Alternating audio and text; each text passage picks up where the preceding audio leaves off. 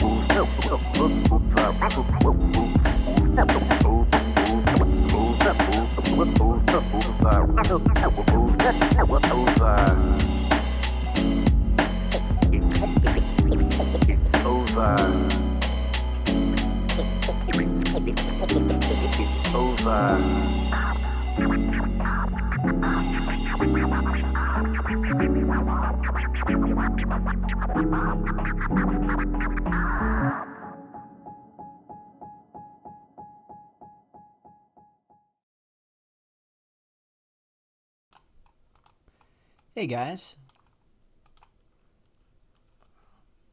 what's going on? It's going to be an interesting stream, I think, because, well, first of all, let me just make sure my audio is good. Looks good to me. Well, first thing I want to say is that I noticed that, just a little bit of maintenance. I noticed that the sound when I was playing YouTube videos yesterday, or not yesterday, excuse me, last stream, was way louder than my voice, and I'm going to correct for that so it doesn't happen again, because that was very annoying when I was listening to the playback. So we're going to make sure that that the sound is approximately equal. But this is going to be interesting because the Rana case has taken another spin where he's recruited this lawyer that used to represent Epstein victims. And what that indicates to me is that he's going to spin this into a Me Too style setup. Because if you remember Me Too, that was like an ethnic shakedown. Well, sex-based shakedown. It's going to become an ethnic shakedown in this one. But it was sex-based at the time. And it was believe me or you're misogynist and you hate women and you're covering up for all these men. You know, there were some cases that were legitimate, of course, but there were also a lot of cases that were not legitimate, that were just either made up or the context was incorrect. You know, there was multiple cases of what was the guy's name? Harvey Weinstein. There was a lot of cases of Harvey Weinstein's where it was obvious that the women it was a pay for play. You know, it was the casting couch. You could say it was unethical, but it's not like they were being coerced. It's not the same as, you know, you're entrapping a woman in a situation where there's reprisals if she doesn't go along with it, you know. And they turned it into this entire victim-based witch hunt. And I think that the Rana guy, Rana, is trying to turn this into the same thing. And we'll see what happens with that. Hang on one sec, though. I'm going to correct the window here. Looks like there's a problem. There we go.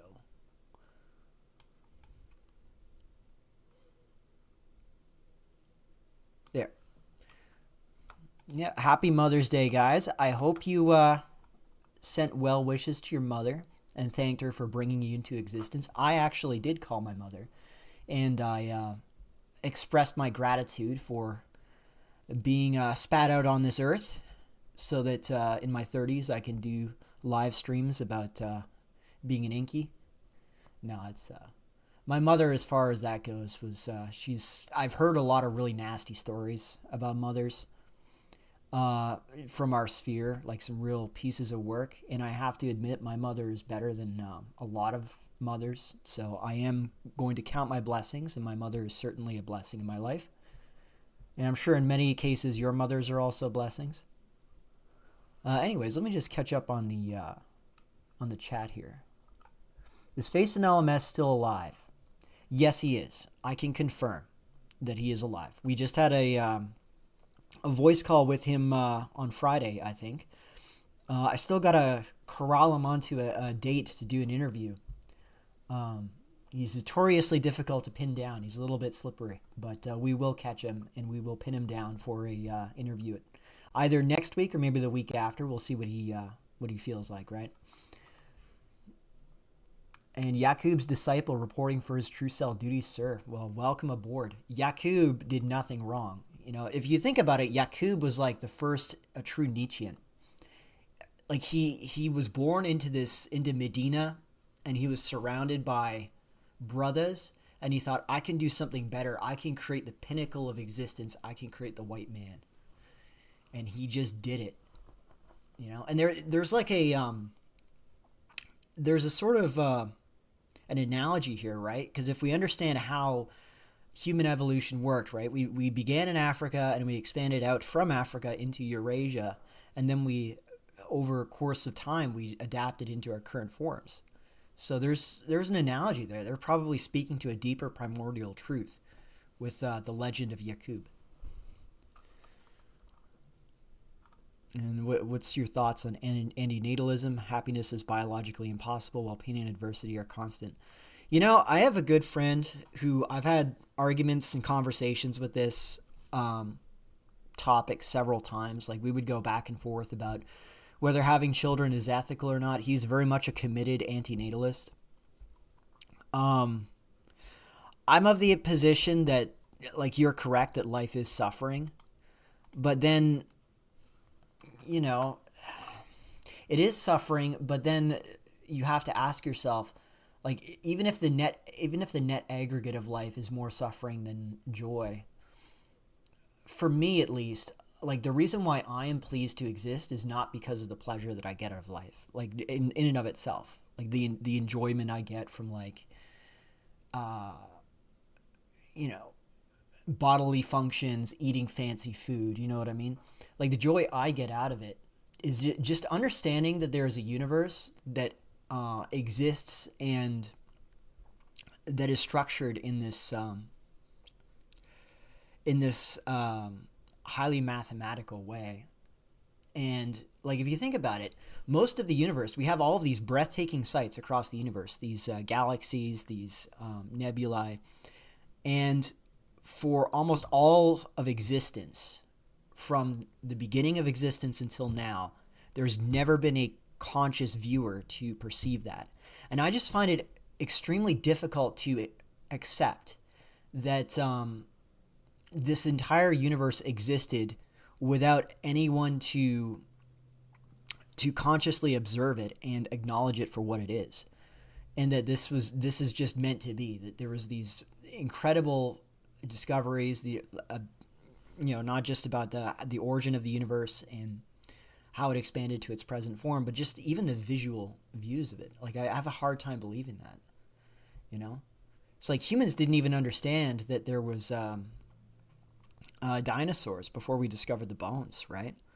Like, there were myths about dragons and whatever, but there was an entire lost world, literally, in a literal sense, a lost world that existed before us that no creature had any knowledge of beforehand. And these, like, magnificent, gigantic creatures that existed. You know, these are the things that I really enjoy. Like, and this is one of the reasons why, despite my condition, I'm not filled with despair. Because I guess it's like an autistic thing, but I just enjoy understanding things. I enjoy pattern recognition, and then being able to, with my understanding of the pattern, being able to project that forward and model the future in a way that does come true. There's something really deeply satisfying about that. But that's a personal thing, right? If that's not something that you really enjoy, then existence, I would say, is kind of a net negative. Like one of my favorite philosophers is Schopenhauer, and he was like, existence is just a constant dyad between boredom and suffering. So maybe there is something to it. Personally, I'm rather ambivalent on reproduction. I think I would enjoy being a father, but I wouldn't want to bring a boy into existence. That's one of my major concerns. If I knew that I could only have daughters, I would most certainly love to become a father. But when there's boys in the mix, because I think it's going to be very brutal for boys. And actually, one of the other things I wanted to talk about on the stream was the further drop in the birth rates and the crossing of the Philippines, which was notorious for having a high birth rate, into below replacement. And I know I had like a mini rant about the Philippines in my last stream, but they have gone below replacement, which means in about 15 or so years, they're going to start experiencing the same demographic transition that our countries have. And that, as you know, like this is what I made my career on YouTube, my 1,000 subscribers, thank you very much, on is the demographic pill, right? And the effect that this has on the availability of singles for men and women. And soon, like there's been a lot of guys that were able to go to foreign countries to outsource themselves and find happiness in these countries. Like there's this one guy that's in my server who's in his 30s. He used to work in the oil industry, and he's in the Philippines with a wife and kid, and he's very happy. But that is not going to be a solution very soon now. The window is closing very rapidly, and we're going to reach a point where single women, young women, fertile women are going to be in a shortage globally. Right? And then you're going to see fighting over women that is equivalent to the fighting we see over oil as a strategic resource, Of course, we are women's rights respecters. Women are autonomous individuals, but they also have a certain strategic value to the group. The same way that, for example, intellectual capital, like high IQ individuals, regardless of their sex, have value for the group, right? Like brain drain is a real problem.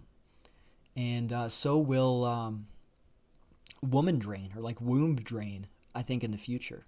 It's going to be a major issue coming forward. Lone Hiker, thanks for some knowledge pills last night as well. Yeah, that was a great stream. Celtic Cat, I was more recently introduced to him, and it's been great. I can be a little more looser on the stream because his conditions are a little more looser than mine are for streaming, which of course I hope they're still within the bounds of YouTube, but it really is devastating to work really hard on his channel and then you get it taken down. Like that's what happened to Thomas White, right? And a lot of content got up in smoke. Like I know guys who have actually archived a lot of his stuff, but there's missing archives that are never going to be recovered, right? Fantastic interviews and group calls that we'll never hear again because they got wiped out, So that's the main concern I have is losing that platform, all the work put into it.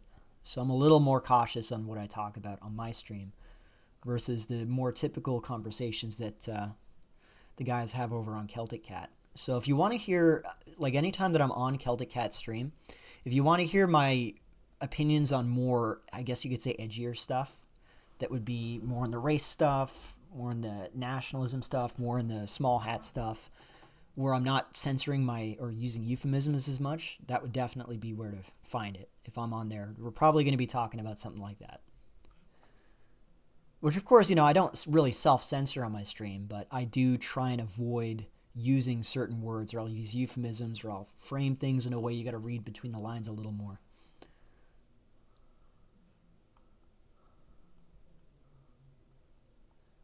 Let me continue reading here.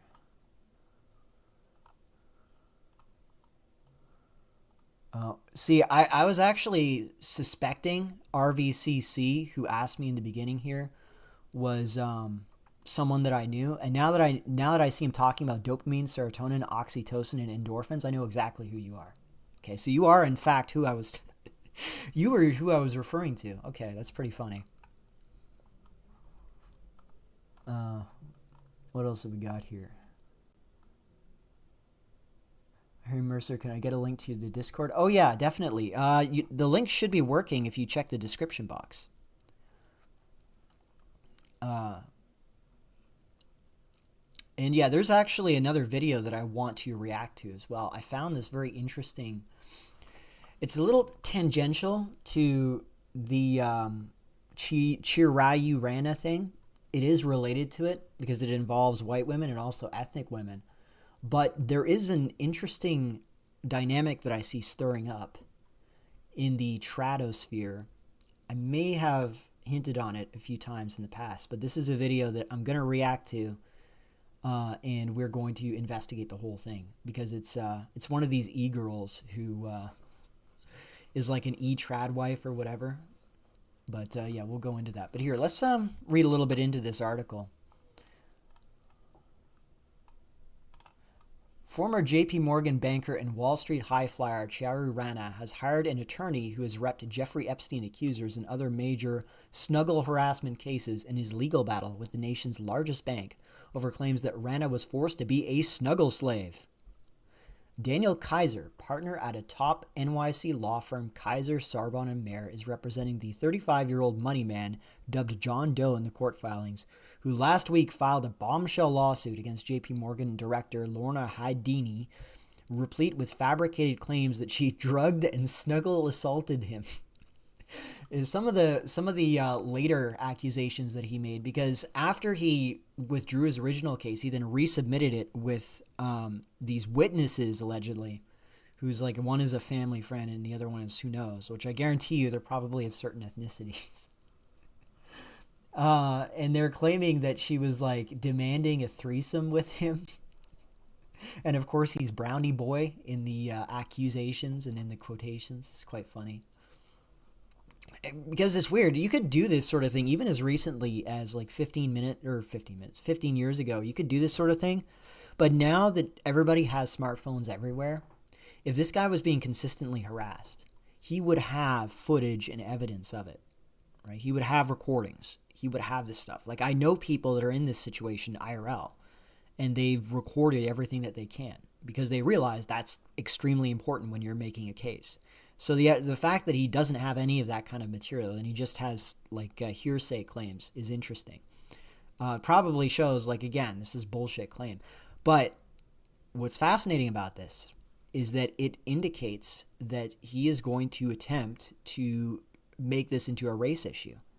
He's going to make it where you're going to believe all Currys, and if you do not believe him as a Curry, you are a racist and you are defending a female predator because she is a white woman. It's going to turn into this is going to be like a matchup between women and between, well, white women specifically, and men of color. That's, I think, what the matchup is going to be, because white women have been in a kind of an ambiguous position on the progressive stack, because they've been allowed to maintain themselves in the progressive coalition as feminists, but they have to deny their white identity. They cannot identify as white. And whenever there is any kind of circumstance where a non-white group is implicated in harassing a white women or white girls, like, for example, the most obvious case would be what happened in the UK with Pakistani grooming gangs, or whatever you want to call them, molestation gangs. The feminists turn their backs on these girls, and they try and equivocate it. They make it about all men. It's all men, and then they'll bring up like isolated groups in some other part of England that have white men in it. then they'll say, well, this shows that there's no racial connection to it. Like, that's the contribution of white feminists to the Rotherham and the other grooming gang scandals.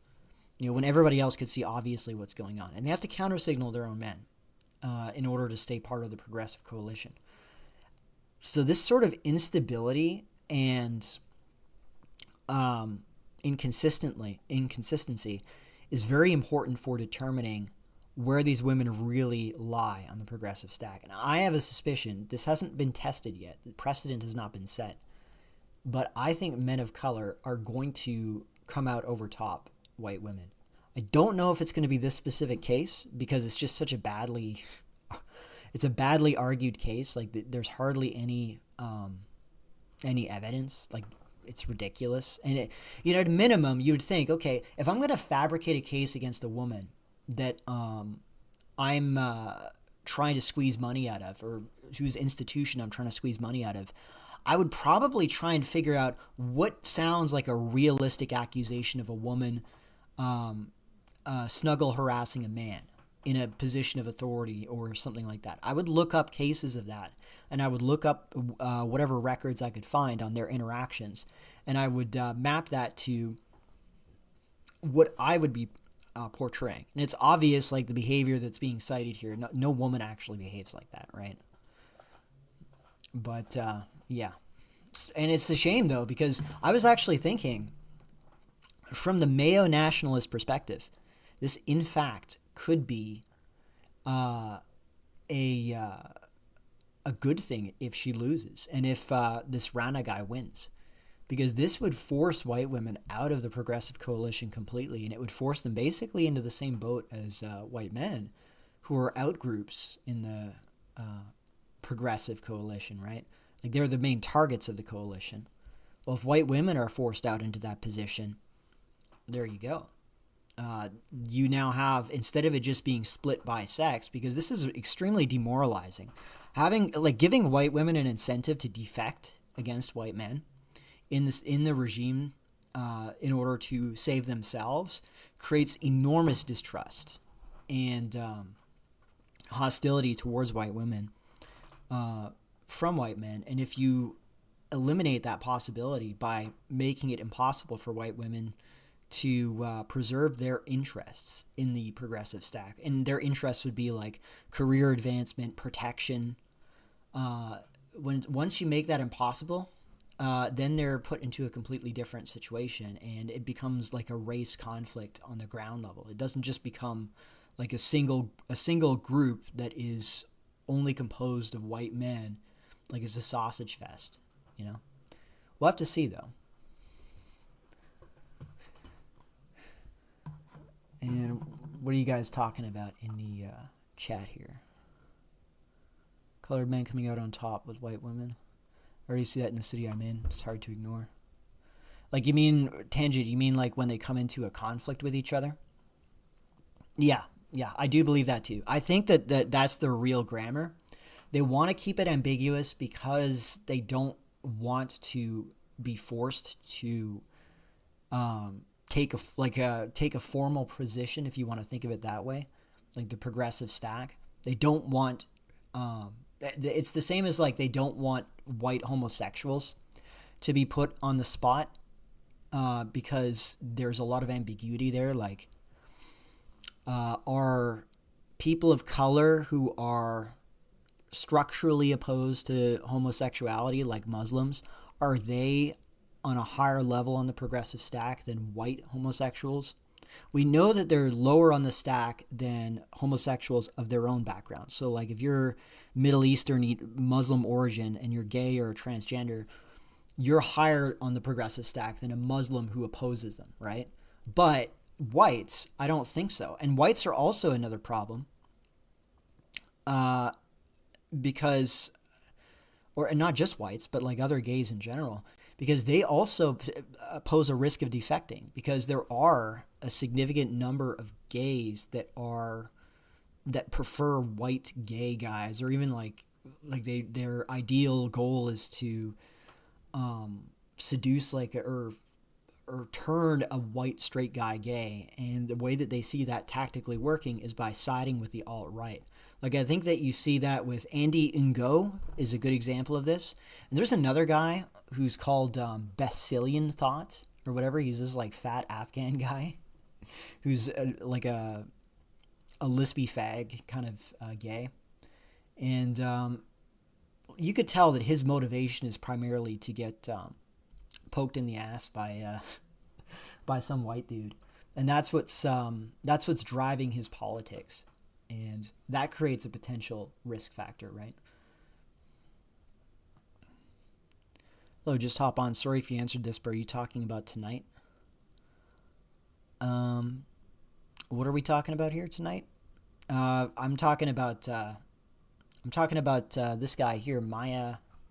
Was it Chiyaru Rana? Yeah, he's technically Nepalese. He's not Indian, and that throws me off because you don't usually see names like this with Indians. So I keep having to refer back to it. I'm used to dealing with like Prabjits, Patels, that sort of thing. But it's not the case with this guy.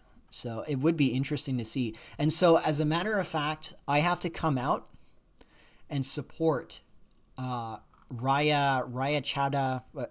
Rana. I have to support this guy now. We have to raise the flag of male oppression. Chiaru Rana is our guy. He needs to win, because if he wins, it's better for everyone involved, except except for like high-powered white finance women, because they're going to be targeted for these false harassment suits and driven out of their positions.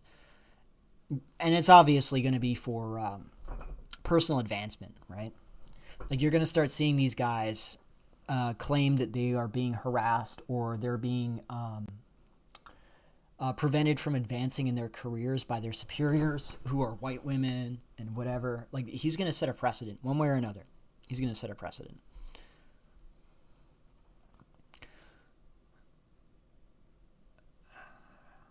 Hey, Guava Permit. How do you feel the media is now admitting that women dominate the workforce? Forced coal mining for the male needs coming soon? It's hard to say, like, because I remember seeing that women are the majority, or they are a higher percentage of payroll than men. I don't know. There's something strange about that. I have a suspicion that this is because there's more make-work jobs that are available for women. And that needs to be, by the way, clarified, because that doesn't mean that it's necessarily easy as a woman to just get random employment anywhere, because this is something that a lot of guys on our side don't really understand, is that just because the HR jobs and the FOID jobs do exist, it doesn't mean that they're abundant. It just means that they're an option. And so they're still competed for by women. So there's still fewer of those jobs to go around than there are women who want them. It's just that they're in a less worse position than we are. Right? Because I do remember seeing something about, this is a bit of an older thing. Maybe I'll see if I can find it. But there was a workforce poll that came out that showed that I think it was 2024 graduates. It was either 2024 or 2025. The average college graduate Zoomer male was as likely to be unemployed as a non-graduate Zoomer male, whereas for the Zoomer women, the college graduates had a very low unemployment rate, so they were getting hired off the bat, whereas the men were not. And it's quite interesting. What's funny is I remember that I had I'll see if I can find that actually.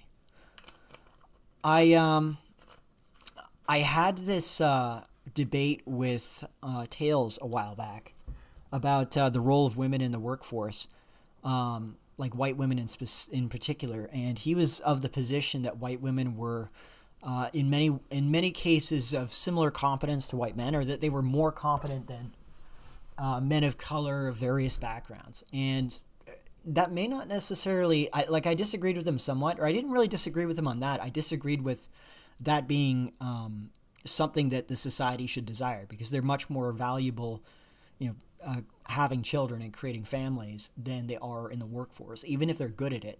But I would be willing to concede that maybe they are valuable as workers. Not necessarily as valuable as men per se. They could be, but they don't have to be. They just have to be valuable enough on their own, right? Especially if you can drive down wages arbitrarily through mass immigration. Oh, there's Tails right there. You're always lying and misinterpreting everything. Yeah, that is probably true.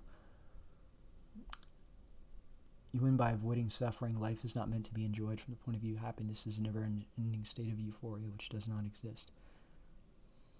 Yeah.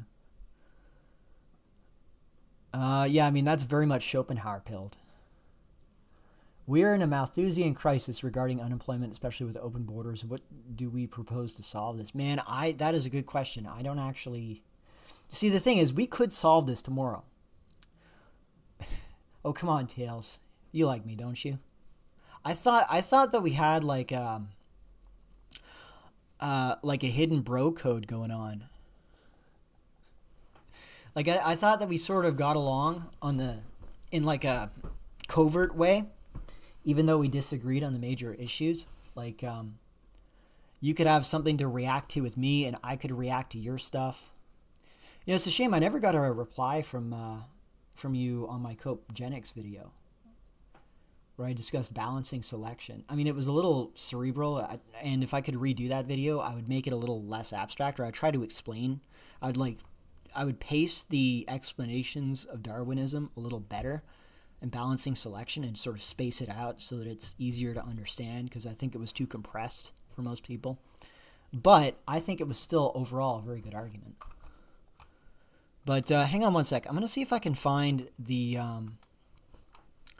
what I'm talking about here. Unemployment, college graduates, women, men. Here we are.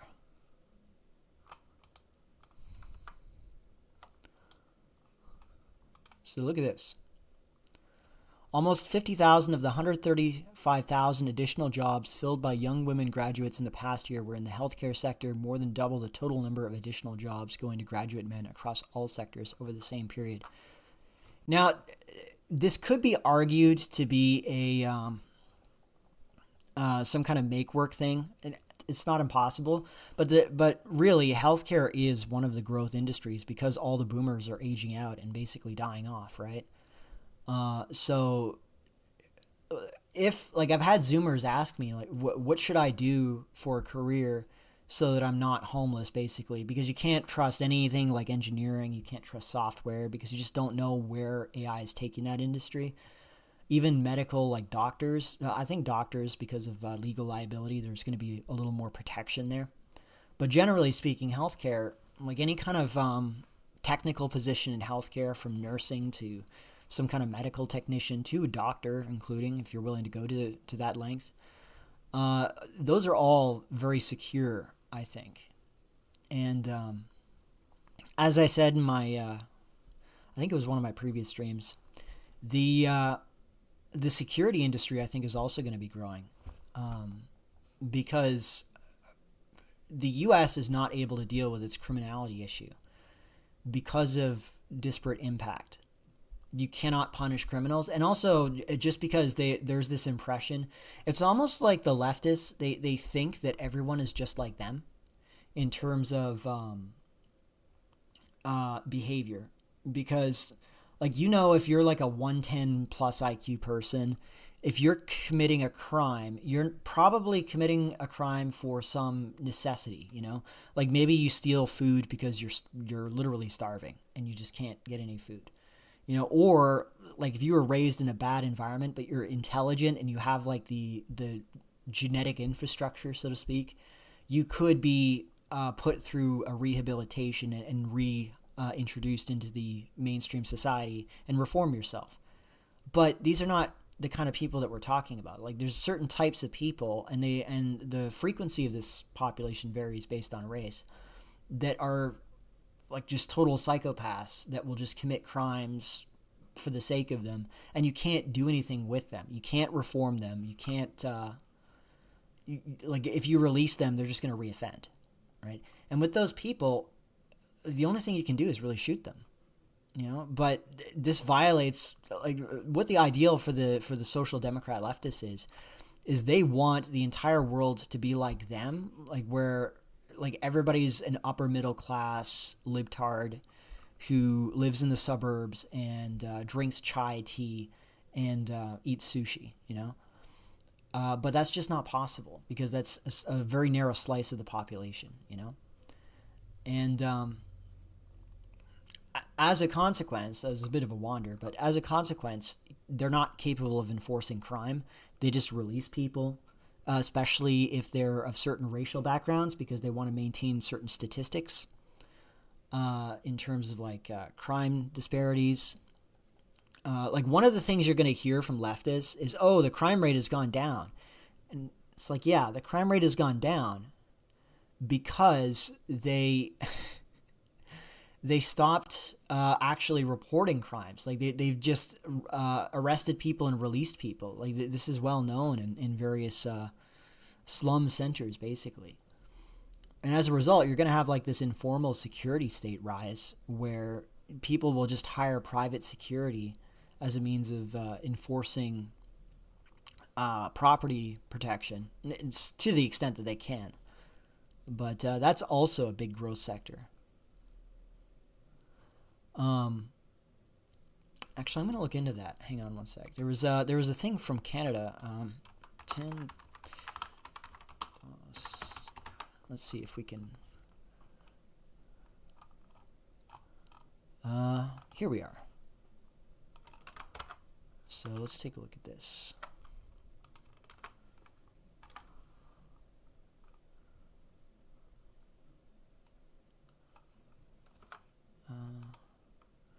This is see, I love Canadian partisans because they'll be like, oh, the liberals are doing this, the liberals are doing that.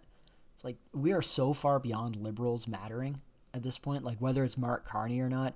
And then they'll also do appeals to conspiracy. Like this is something I talked about in the stream last night with Celtic Cat, was that people really love when, like, even if it's like some dystopian nightmare, if there's a plan that is consistent and rigorous, like it's not just like things happening in a disconnected way, people really find that more comforting than the idea that this is just sort of a thing that's mechanistically drifting, Whereas the way I see this, it's kind of like if you guys have seen those videos of Chinese industrial workers, like factory workers, and then they'll get caught in this really slow-moving machine, but then they'll just inevitably get eaten or crushed to death by it.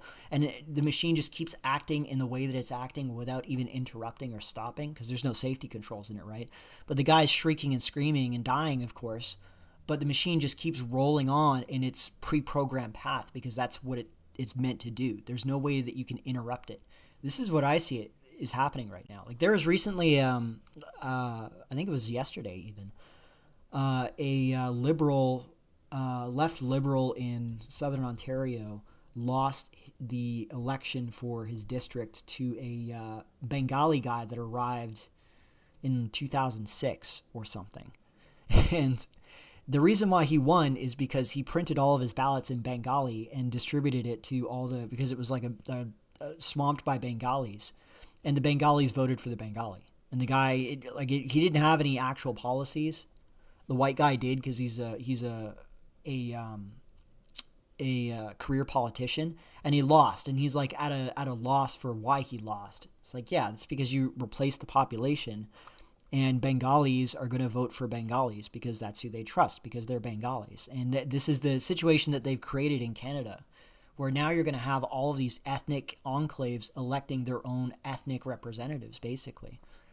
And it's going to start really fragmenting politics here. And it was an obvious thing that was going to happen. But because they are they're operating almost like a machine in a machine-like way, where it's because there's nothing stopping them from continuing to drift in this direction. They just keep drifting and drifting and drifting until it's too late, and it's self-destructive. It's like like one of the first mass extinctions in human history was called the oxygen catastrophe, and it was caused by I believe it was cyanobacteria consuming the carbon dioxide in Earth's atmosphere and releasing oxygen, and that destroyed the greenhouse effect and caused a massive ice age, right? The very act of them existing caused the mass extinction that killed off most of them. A lot of these political systems are the same way. Like, just the way that it's designed, the way that party politics in these democratic countries are designed, they kill themselves off. Anyways, let's actually watch this video. Hang on, let me see here.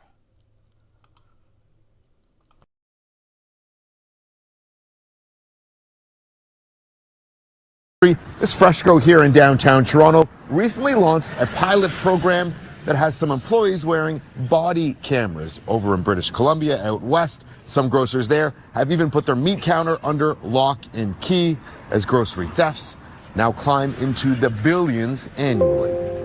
Carts and bags full of stolen groceries. It's a national issue. It's taking place right across the country. A rise in five-finger discounts has Canadian grocery stores on high alert, using everything from body cameras on some staff to an increased number of security cams lining stores. Some grocers have even taken to placing their meat counter under lock and key. Organized crime doesn't miss these opportunities. Industry sources tell CTV News that thefts are being driven by a mix of economic pressure and increasingly organized retail crime. Grocery stores are reporting coordinated repeat thefts tied to criminal networks. The Retail Council of Canada has called retail crime a national crisis, with losses now approaching $10 billion annually across the grocery sector and growing.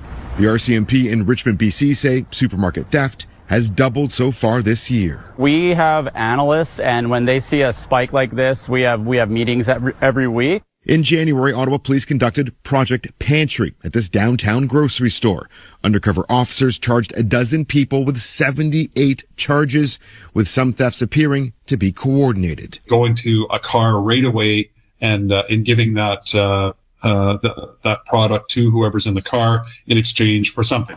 Some self-checkout counters inside grocery stores are also being exploited. Walmart in the States is pulling them out of a lot of their stores as we speak. Just last August in Windsor, Ontario, more than $220,000 worth of beef was stolen from this parked tractor trailer. The large-scale heist, another example of a lucrative crime on the rise. There are differing opinions as to where some of the items like black market beef are ending up, though authorities believe that restaurants struggling to turn a profit are likely purchasing some of the stolen goods.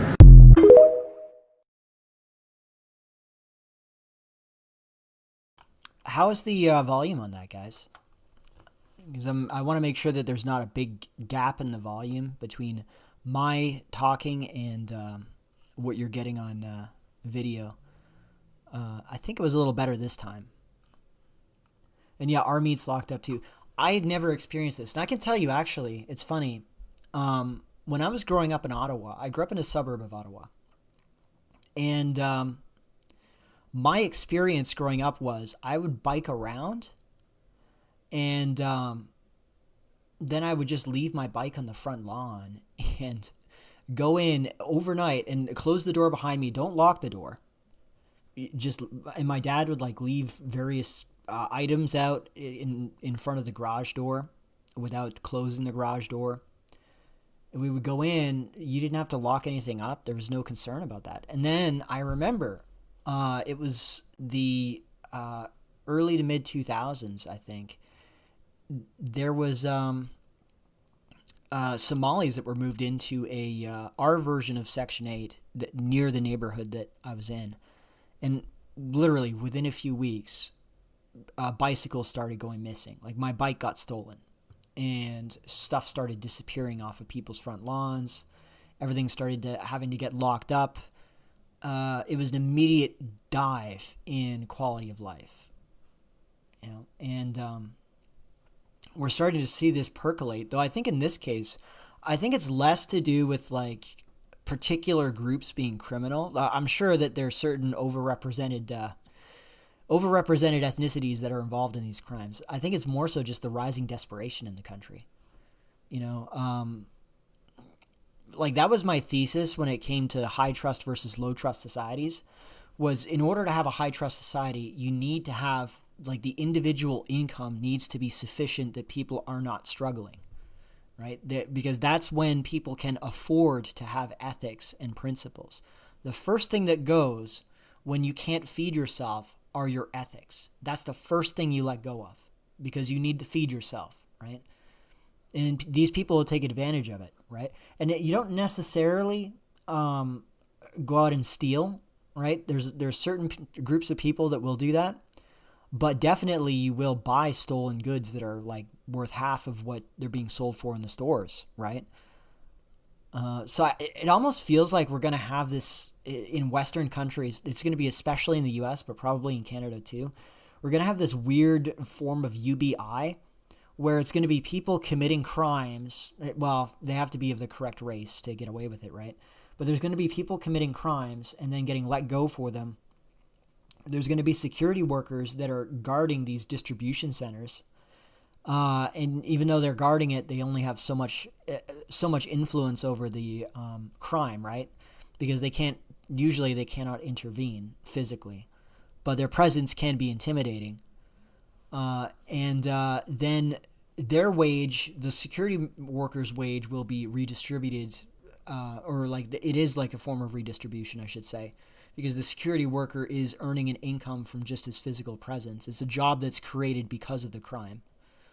And the criminals then, with their stolen assets, there's an element of redistribution there as well, right?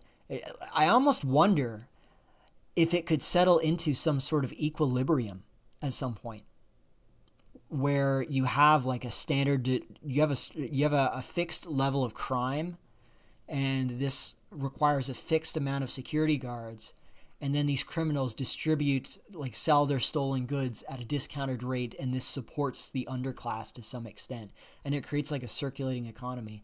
You kind of see this you see this with some communities in the United States, like there's some groups of blacks that will they'll use their food stamps to buy food, and then they'll cook the food in their community, and it's called plates, right?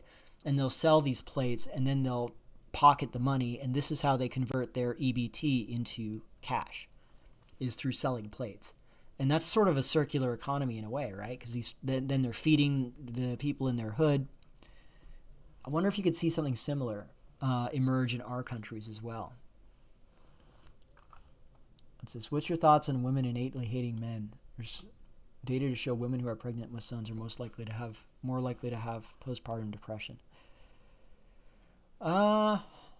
Really? I don't know if women innately hate men, but I do think that women are more emotionally sensitive in general, and more emotionally salient. And they also remember negative experiences much more than men do. Like this is why, for example, women have a much higher rate of post-traumatic stress than men do. It's because their memory functions to be much more episodic than male memory is. And as a consequence, I could see women, if they're having bad experiences in the dating market, they will remember those much more acutely, and they will develop a much stronger personal hostility towards men than men would towards women. Whereas for us, unless you really get screwed over by a woman, like I'm talking, like some of the stories you hear about guys getting divorce snuggled, and their lives completely destroyed by a woman who just jumps in with another guy and exits the family with the kids, and he's on the he's paying alimony for the rest of his life, basically. Like, you hear stories like that. Okay, we were those guys, we would develop an intense hatred of women for sure. But for most guys, like most inkies, for example, if they get a girl who's nice to them and expresses interest in them, a lot of them will forget their misogyny, even if it's misogyny they've cultivated for a decade. prior. They'll forget it instantly, right? Whereas for women, I think it's a lot more difficult because women, they hold on to their memories to a much stronger extent than men do. I think that's where, if you remember that poll that came out showing that women were a lot more negative towards men than men were towards women, I think that's due to that. It's because women, they're having more personal negative experience with men. And a lot of men, like what you see is, for Zoomers, misogyny is an abstract thing almost. Because there's a lack of personal experience with women, where it becomes like, it's kind of like how, if you look at how guys will criticize Jews, they'll talk about Jews in the abstract, like they're doing this as a group in the society or whatever, right? But they don't talk about their personal experiences, you know. Whereas if you hear them talk about like blacks or Indians or whatever, any other group, they're going to remember their personal anecdotes. That's going to be what is most on their mind. For a lot of Zoomers, women are in that situation for them, where because they don't have experience with women, they only experience the lack of experience with women and not being able, like lacking access to them romantically or sexually. And so it becomes like an abstract thing. And then when it gets replaced with an actual in-person experience that's positive of a woman, it's very different. In a stone cold true cell versus one simple act of kindness. Yeah, exactly. Wouldn't the criminals just target the security guards? Some of them do, but for the most part, no, because that then stacks an assault charge on, right? Like in most cases, they will let go shoplifting to some extent. Like they'll just ban you from the store or whatever, because our laws are just very poorly enforced. We're a lot like blue states in that regard, like California, for example, where, you know, guys can walk in with these huge garbage bags, just fill them up and then leave, and nothing really happens to them because, you know, they're of the correct race. This is how it operates in Canada too. So for the most part, they don't have to, because security guards are told not to physically interfere. They're told to just take note of the customer, or not customer, but criminal. Take note of this criminal so that they can report them to the police or whatever. That's all they can do. Holy moly, the state of the West, organized crime is hitting grocery stores. I don't know if it's because it's easy or profitable. Both. As I said, I think that there's an element of essential, like there's an essential element to it. There are people that just can't afford food and they will buy this stuff. Whereas in the past, like again, this would be a good example of a high trust society versus low trust. A high trust society, people are already inhibited towards buying things that are obviously stolen. Like if there's like a kilogram of beef that is being sold for half the price of what it's being sold for in the supermarket, and it's fresh, okay, you know that there's a reason why they're selling it for half price, and it's not because it's not because they just decided that they're going to be kind and donate it partially to somebody, right? They stole it and they're trying to hawk it for half the price. People will already be concerned about getting in trouble with that, and they'll be concerned about participating in crime. But that only matters when you don't have to worry about like protein or whatever. Like what happens if you're in a situation where you can't even afford protein, and you see this as an option to, you know, for nutrition? Your concern is going to be, you're going to drop this abstract concern about society, and you're going to think, look, I got to prioritize myself. You know, like nobody's out to save me. Nobody's going to help me.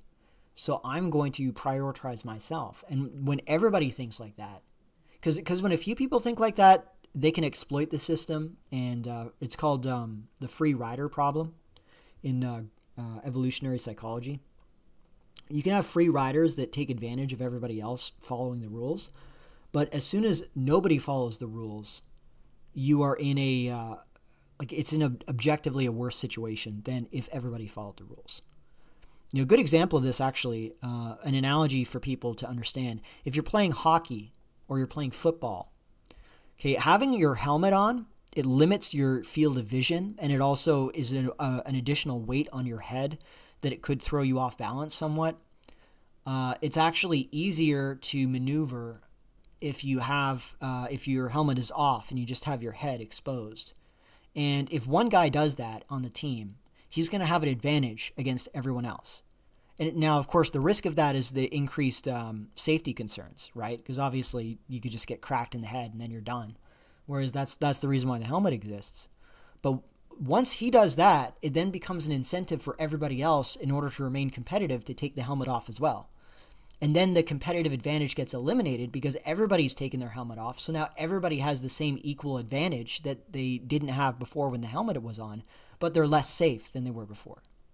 Right? That's sort of the way to think about tragedy of the commons, or like a high trust versus low trust setup, right? It's funny how women hate men that do not have blue eyes, exceptional looks and height, just like certain mustachioed, meaning they're leftists. I mean, some women do that, yeah. I don't know. I think your facial attractiveness is going to go a lot farther than phenotype. Though I do think it helps. Like blue eyes, light hair, some special color, like that does add to your attractiveness. That's really what it comes down to, right? I think the older women are nice because they lost their looks. That's a good question, actually. There might be an element of that, but actually, see, here's the thing, okay? The reason why the Karen meme came into existence is because there's these women that were used to being treated like princesses, right? But they then reached an age where, because they were young and hot, right? Then they reached an age where they were no longer young and hot, but they were still used to that behavior, and they had not adjusted their own behavior to this new reality where they're not being pandered to just because they're young, hot women. And this is where Karens come from as a concept. So I don't necessarily think that's the case. I think it's just that younger generations are just getting progressively meaner. I think that's what's happening. Like, actually, here, I'll show you guys something. Here. You can see here that materialism is surging. Well, they're calling it materialism. I think this is more survivalism, to be honest with you. But you could see, like, what's less important to me is the actual increase in materialism, so to speak. But it's more so that the decrease in the gap between boys and girls, and that girls are actually, for the first time ever, have actually crossed boys, right? Like, the thinking, the psychology of young women is very different from what it was in the past, right? I think the economic insecurity is a part of this, but for the most part, I would say it's we're seeing a social transition between boys and girls. Hang on one second.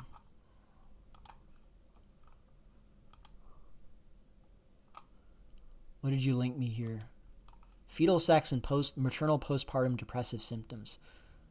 Sex differences. Well, yeah, that's interesting, but I don't think that it's that critical, There's probably some neurochemical explanation you can have. Like, maybe it's because testosterone surges in the womb, and testosterone, if you're a boy, if you have a baby boy and you're a woman, you're going to have more circulating testosterone in your body than if you're gestating a baby girl, because your blood supplies are connected, right? So there's going to be hormonal influences that the boy has on you versus the girl, and it may be that the fluctuation of testosterone from the pregnancy and then the birth causes more of an impact on depression than if it's a girl, where it's mostly like estrogen and estriadol.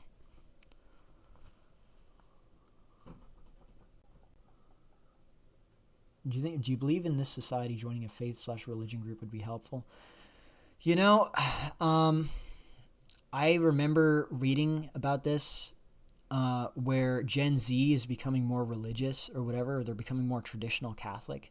Let me actually see if I can find that. Hold on. Gen Z becoming more Catholic. Let's see here.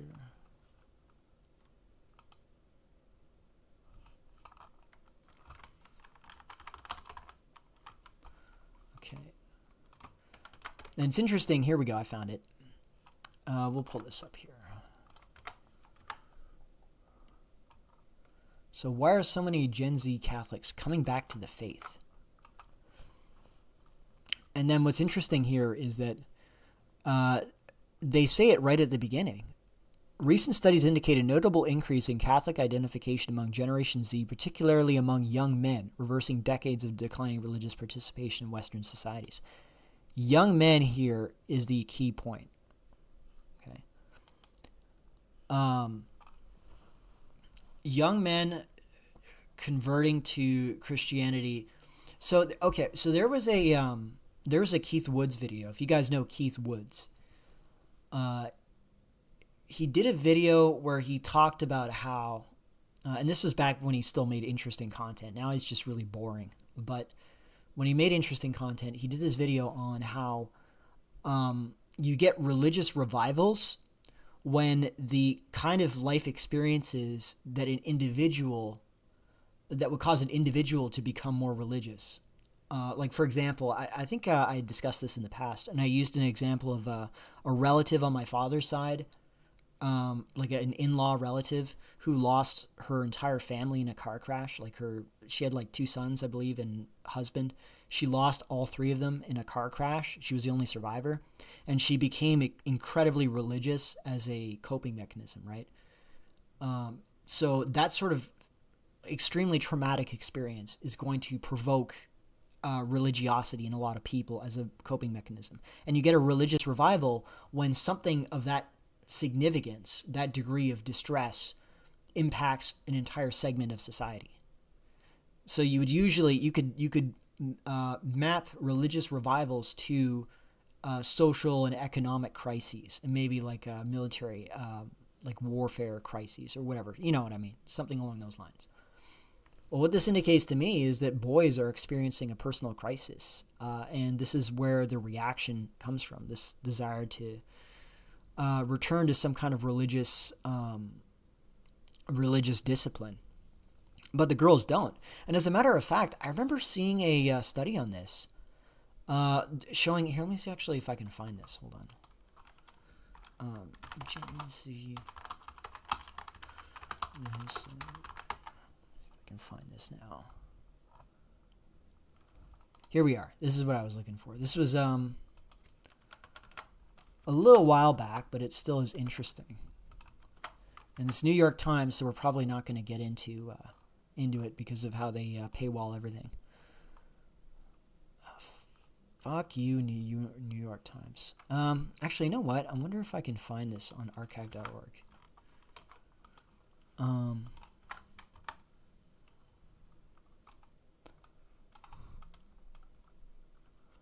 me see if I can find this on archive. Because sometimes you can find paywalled articles on archive. We'll see. Wayback Machine.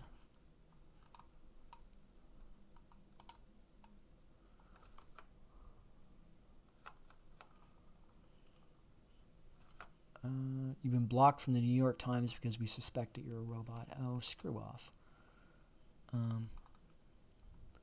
I'll find a capture of this. Why does every girl in their 20s have a tattoo and piercings in, say, the 2000s? Well, I mean, that's just sort of like women have a tendency to follow fashion trends and style trends a lot more than men do. And as a matter of fact, I am of the opinion that like tattoos and piercings and stuff like that, I think that Zoomer guys are much less opposed to that than people think. Here we are. Okay, I found one. Zoomer guys are actually much less opposed to that than people think. Because if you remember do you guys remember the Amelia thing that happened? Where it was like this, it was like one of these UK, what was it? It was like one of these anti-extremism programs, and they created this game sort of, and it's almost like it's not really a game, it's more like a dating simulator or whatever, right? And it was like, but it wasn't actually dating. Like, I mean, it had the same progression. So it was almost like a visual novel. And you were like the main character, and the whole story was about how radicalization happens.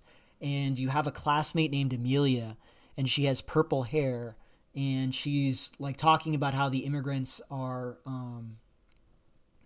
overtaking England, and that we need to support the far right to expel them and do remigration. And it actually had a total opposite effect, because everybody loved the idea of like an art ho coded woman who's like has the funky hairstyle and the aesthetic of like maybe she has like some sleeve tattoo, or she's like goth coded or whatever, but she's actually right wing and anti-immigration. And there was like all these memes that were created about it. And that tells me that actually I don't think Zoomers are that opposed to that aesthetic. I think it's just that it's associated with libtards and with like anti-right-wing politics and anti-white politics, that it causes a lot of white guys and guys in general as well, because it's also anti-male politics, right? And that's what causes, I think, most of the dislike of that. It's like an association thing is what I'm trying to say. I'm not making a personal value judgment on that. Like, if you like that aesthetic or if you dislike it, that's cool. But I'm just saying, I think that Zoomers are actually not that opposed to that aesthetic in and of itself. Anyways, in First Among Christians, young men are more religious than young women. Grace Church in Waco, Texas, the Gen Z gender divide can be seen in the pews. It has potential to reshape both politics and family life. And let me see if I can find, because I haven't actually read this one. Okay, hang on. 4 out of 5 musicians on stage were men. So is the pastor who delivered the sermon, and most of the college students packing the first few rows. And Ryan Amadei says he's grateful for the church. Let me see if it gets to the point here. Oh, Grace Church, a Southern Baptist congregation, has not made a conscious effort to attract young men. It is an unremarkable size and in many ways is an ordinary evangelical church, yet its leaders noticed for several years now that young men outnumber young women in their pews. When the church opened a small outpost in the nearby town of Robinson last year, 12 of the 16 young people regularly attending were men. Actually, Steve Hoka was expressing interest in doing another stream with me, and it's just kind of tricky getting a hold of him, but I'm sure that he would have something to say about this, right? I think his thesis, and it's been pretty consistent, is that there is like an actual demographic imbalance of men versus women. And I agree with him, obviously, in the terms of singles. I disagree that it's a physical, like an absolute numbers imbalance, but I do agree that it is a phenomenon due to the singleness, like the available of singles. And this would be an example of it, right? Like, I guarantee you, because I remember reading these stories on Reddit or on other social media sites where, because, when you're advised on, like, how do you meet women, what's one of the things they tell you? Well, join a club, go join a dancing club, join some activity club.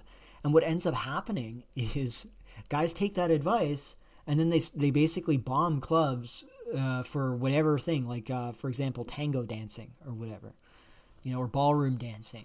And then it'll be like 2/3 men there, and half the men are single and they're looking for a woman, and because they see this as a means of getting with a woman. And it actually, in many cases, or like hiking clubs, for example, in many cases, this would result in these clubs banning single men from approaching. So if they only allow couples and women to join. Kind of reminds me of this. Now, obviously, they don't do that in churches, right? Because of the nature of churches. But I guarantee you a lot of these guys are probably joining a church thinking, oh, this is where I can find like a woman with the right views. Like, this is what they're thinking. But for women, it's the other way around. Like, they don't have any, like, why would a woman join a church? Like evangelical churches, they're actually pretty cucked. And this is one of the major downsides of Protestantism is, that because they're dependent on tithes, and if you look at church attendance, at least up until recently, it's mostly driven by women. There, like, all of the sermons and all of the lessons would be centered around a woman's perspective. So like if they were arguing against fornication, they would be centering women on the thing about how these men are abusing these young women and abandoning them, and that this is a horrific crime. Like, they would basically always make sure that the women are the innocent victims in this arrangement. And it's by design, because they need those tithes, and the women are the ones that drive church attendance and drive tithing to the church. Now, in this case, maybe this will change. And what's funny is this reminds me of another thing I read a while back about Muslims, how religious Muslims were more likely to be male than female. Like, there was more men that were actively practicing religiously than women in most Middle Eastern countries. Like, men were more enthusiastic about the religion, whereas for Christianity, up until recently, it was the reverse. Women were more religious than men on average. Well, Islam, I know, because I know that there's Muslims or ex-Muslim cells that are watching this that are of the opinion that Islam is actually pretty cucked and BP'd in the blue sense. And there's certainly truth to that, right? Because for example,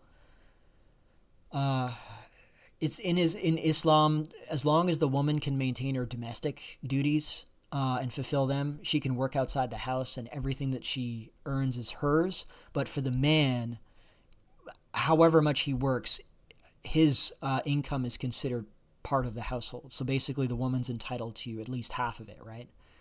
Whereas for the woman, she can keep whatever she earns. And I believe that's actually in the Quran. That's actually one of the, I believe it's in the Surat al-Nisa or whatever. I remember reading the Quran because it's a short book, right? It's not like the Bible where it's a gigantic tome that you have to go through. Quran is pretty brief. You can read through it pretty fast.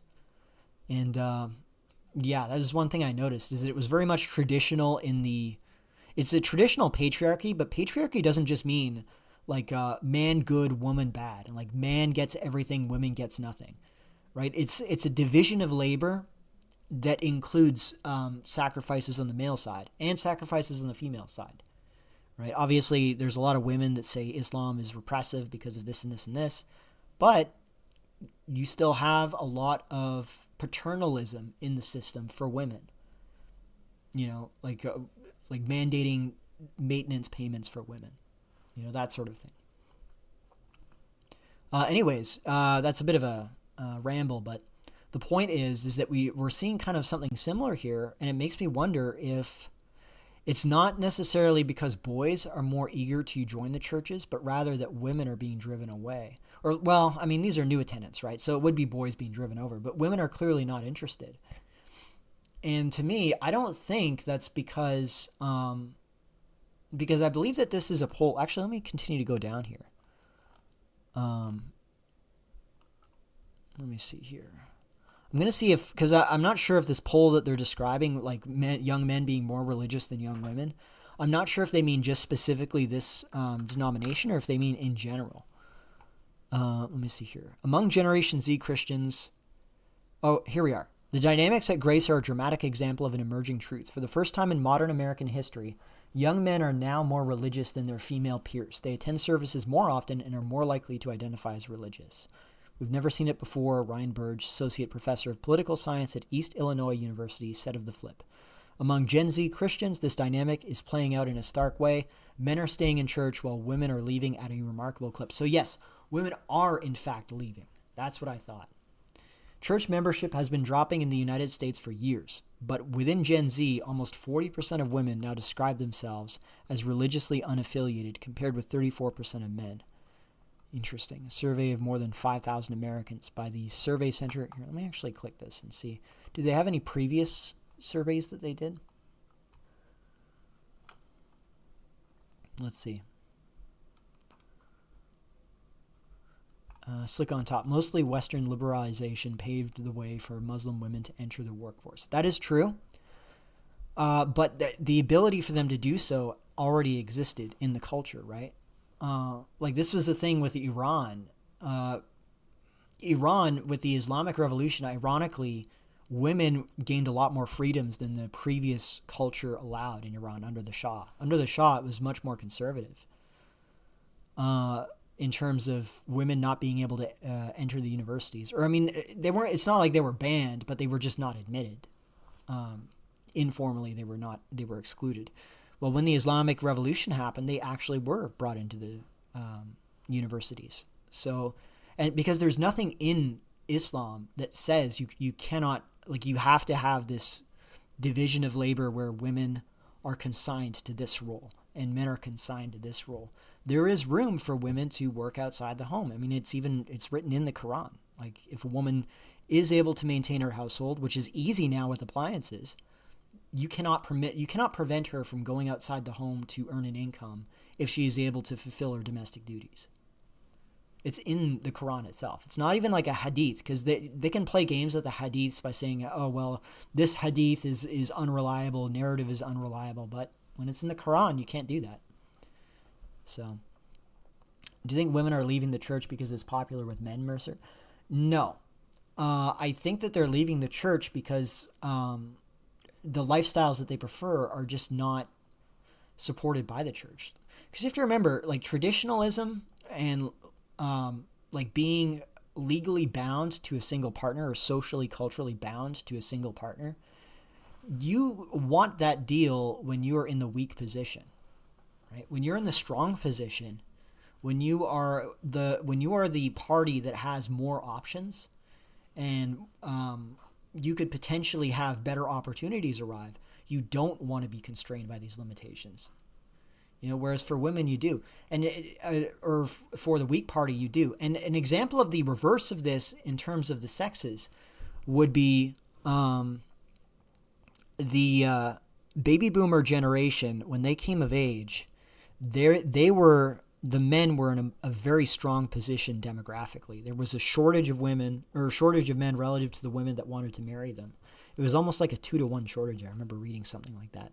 Because there was such a big bulge of the population all at once, they were born. And so when that bulge reached adulthood, there was all these girls that were of marrying age, but the men who were slightly older than them that would have normally married them were far fewer in number.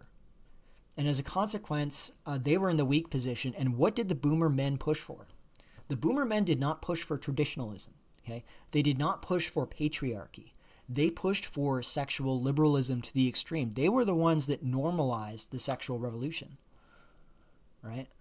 The baby boomer women didn't choose that because it wouldn't have benefited them, right? Because in the 60s and 70s, when the sexual revolution first happened, women weren't even substantially represented in the workforce, certainly not in educated positions. Like, maybe they were in uneducated positions. Typically they would do some kind of work to support themselves until they got married, but they were vulnerable in terms of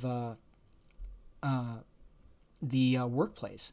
So they don't benefit in that situation from an unstable family environment where men can just quit whenever they want to. And so, as a matter of fact, like, even though I criticize a lot of these evangelical Christian boomers for their takes that are very gynocentric, I suppose you could say, the fact is that their takes were actually accurate for the 70s. For the 60s and 70s, if this was 1970 and they were lecturing boomer men on stop being a cad and stop being a rake and stop being a degenerate and screwing up the lives of these women, marry them and settle down. This is what this is what society should only allow you to do. You should not be allowed to just run through them and dump them, whatever. That would have been a good thing in the 70s because that's actually when it applied there. Because the demographic situation allowed the average man to behave that way. Okay, completely different scenario now. Completely different scenario. And as a result, and it's not that women want to be. See, I've always opposed the notion that women are engaging in serious promiscuity. I don't think they are.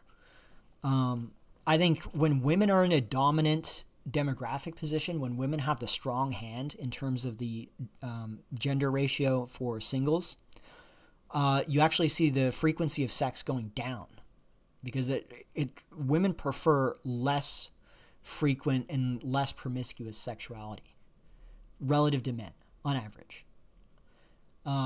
Like their standards will go up, their expectations will rise, and you will actually see a tightening of sexual activity when women are in the strong position, because that's really one of their biggest cards to play, because they know that men crave sex a lot more than women do. Like, a male sex drive is a lot more intense and a lot more driving and a lot more persistent than female sex drive is. So you don't want to allow that libido to get exercised if you can constrict it, and it benefits you to do so. It puts you in a stronger position to do so, right? So that's just the natural, And again, it's something that I think I had mentioned before, where,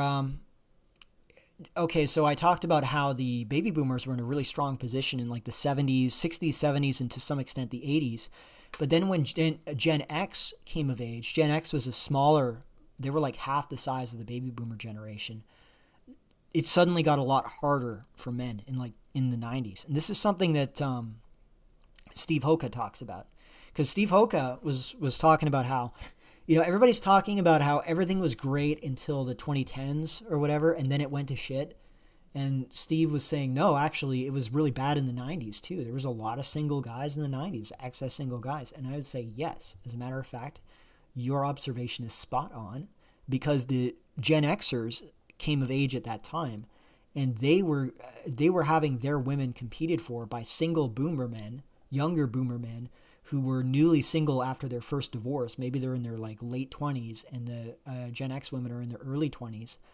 And so this increases the competition for women, and it creates shortages of women, single women relative to single men.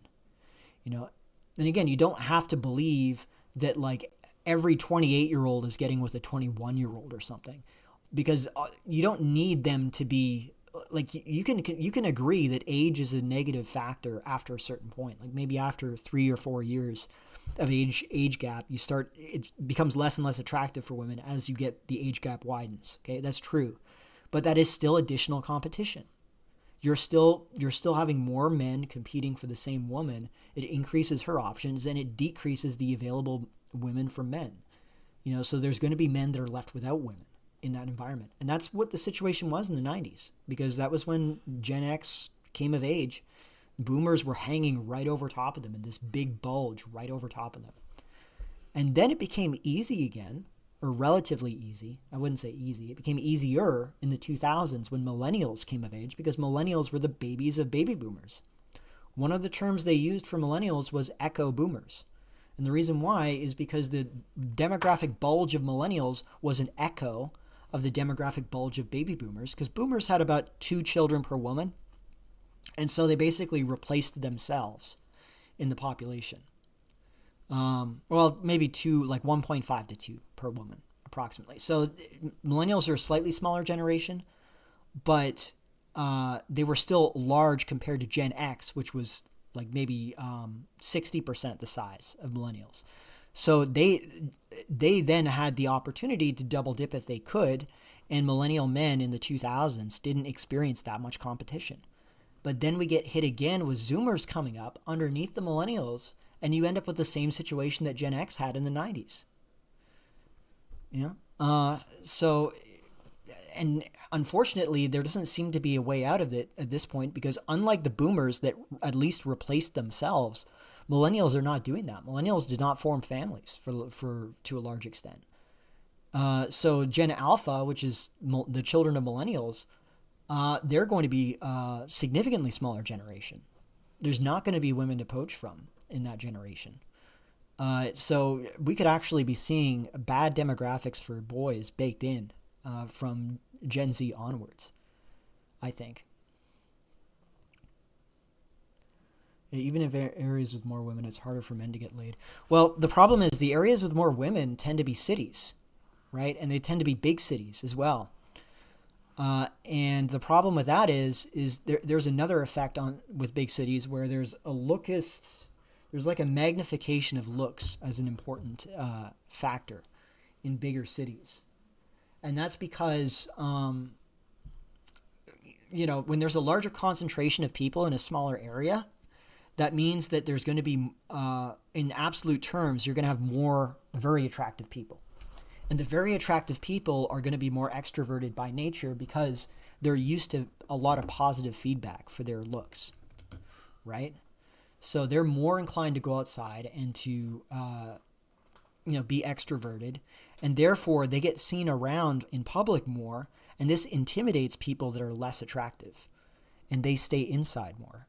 And this is an effect you see in cities where you're like, why is it that cities seem to have so many beautiful, tall people? And it's not because the average is so much more attractive in cities. It's because the good, best looking people in cities are always outside and the subhumans are inside. Whereas if you go to smaller areas where there's just less people in general, the most attractive people are going to be not that attractive. It's going to be relatively average looking, flawed looking people. So there isn't as much of a tendency to stay indoors. And this also creates the apex fallacy, because when you see very, very pretty, attractive people around the city all the time, your expectations will naturally get elevated. And it's not even an intentional thing. It's not intentional. It's unintentional, but it is a psychological effect. You end up with, if you're used to seeing 6s and 7s around, a 5 is going to be unimpressive. Even if you yourself are a 5, because you're not always looking at yourself in comparison to these people. You're just seeing these people walking around. Yeah, Reagan was I'm not a fan of Reagan. Reagan set the precedent for amnesty, and he's basically the reason why California is permanently under Democrat control in the U.S. Because he did amnesty, because the idea was, we'll do an amnesty and then we'll do some deportations, and then we'll never allow the illegal immigration issue to go out of control again. Well, guess what? The Democrats did not adhere to those terms that you set, Reagan. So they just agreed, paid lip service, and then once the illegals were amnestied, they all voted for Democrats and took over California. And it's never been Republican again. California used to be a Republican stronghold. Yeah. The sloth master, the migrants tend to be ugly, though. Yes, but you have to remember, I'm not talking about migrants in general. I'm also talking about internal migration. If you look at a breakdown of gender in the United States, you will see that cities have an excess of women. You see these pink hotspots in cities. Whereas for the countryside, it's all very heavily male. And this isn't just America. This is also throughout Europe. And it's including in European countries where there's low immigration. And it's the same phenomenon you see all over again. If you guys remember, Medican used to drive around Bratislava on his e-bike, and he'd strap a camera to his head and he would stream it. And you would just see a shot of Bratislava's streets. And there were all these really tall, blonde, attractive people. And you realize and the psychological process in my head when I'm seeing the streets of Bratislava and all these attractive people is, if I'm there, I'm going to be like an ugly midget. That I'm just going to look so subhuman compared to everyone else. If I was living in that city, all I would be doing is I would be going from my workplace to home to back to my workplace. And I would not be spending time outside. I'd be spending as little time outside as possible, because I would feel vulnerable in terms of how I would be judged on my looks. And I guarantee you I'm not the only one thinking that. There's probably a lot of guys thinking that. My boomer grandma just asked me, 41-year-old virgin, whether I'd ever have kids to continue the line because everyone around us are dead ends. Yeah. You know what? I mentioned this on my server. I have a younger brother who's 5'5". He's not ugly, but he's really short. And he just got into a relationship with a a girl from Cambodia who, I must have mentioned this in a previous stream, but it doesn't matter. He got into a relationship with a girl from Cambodia who he met at his pharmacy job. So she's here.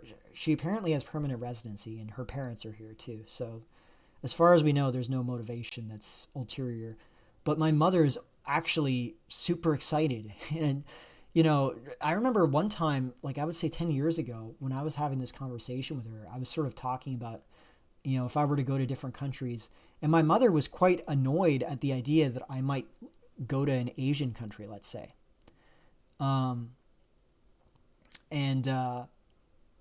Get an Asian woman, because she was like, well, she didn't really spell it out this way, but she was sort of implying like, I want grandchildren that are white. You know, I don't want grandchildren that don't look anything like me. But I think it's gotten to the point now where my mother's kind of like, oh my God, I might actually have grandchildren. Oh, I told you last week. Yeah, well, my mother was super excited about it. So that just makes me think of it. Yeah, it's not my preference. I'm not a fan of Asian women. Not really against them either. Like, I don't find them ugly, but it's not my thing. But we're just temporarily embarrassed breeders. That is exactly what I am. Men with bad genetics are more likely to be attacked by criminals. I think that's more of a height thing. Because there's a lot of manlets. There was this video of manlets where it was like a tall guy who's walking against the crowd in New York or something, or Manhattan. And it showed a manlet walking against the crowd. And the tall guy, everybody would move out of the way for him. And it wasn't even that they noticed him. They weren't even looking at him, but it was like a subconscious thing. And then the manlet was just getting bashed around all over the place. Like, he was just getting bumped all over the place. So I think there's an element there that they see you as less physically dangerous if you're short. But, yeah. Oh, hang on one second. So there is another video I wanted to look at, actually. So getting into talking about these ethnic voids, this is a good leeway into this video that I wanted to react to.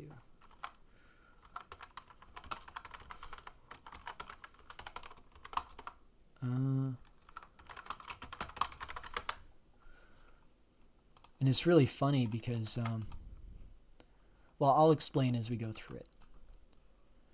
So let's see here.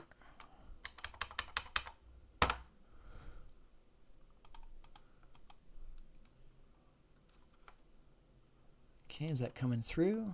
Looks pretty good. This racist right-wing boogeyman.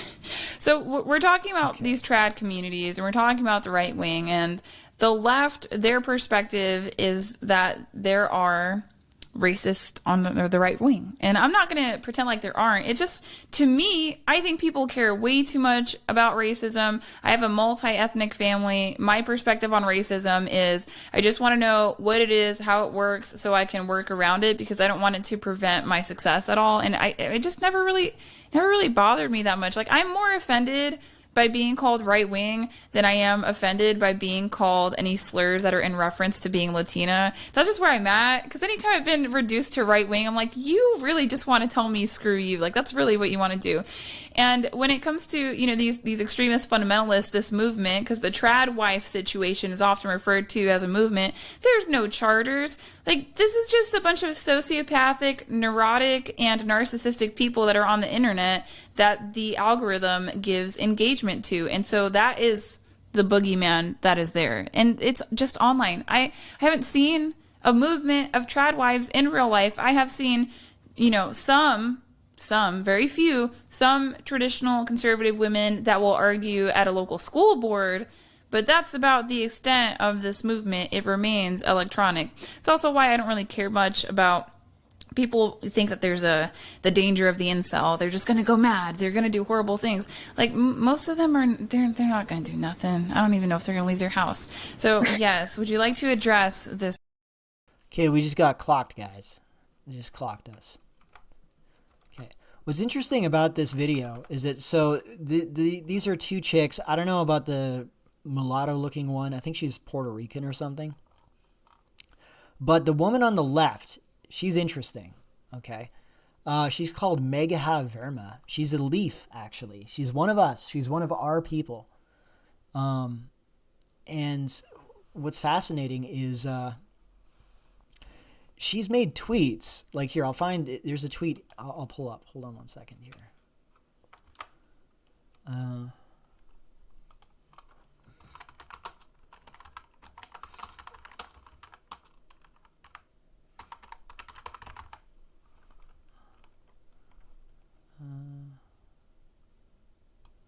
Hang on, Megha Verma. She said something like, "Normie white men, if your man is not scaring, if your man is not scaring normie white woman, he's not. He doesn't have any testosterone or something along those lines." Let me see here, Megha Verma. There she is. So Megha Lily from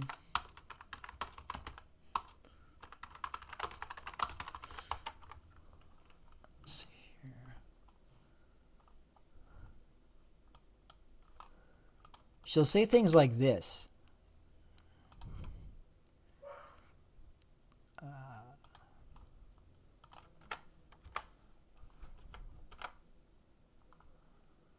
Normie white women support infanticide, prostitution, that men can become women, and the mass import of pedophilic rapists and murderers.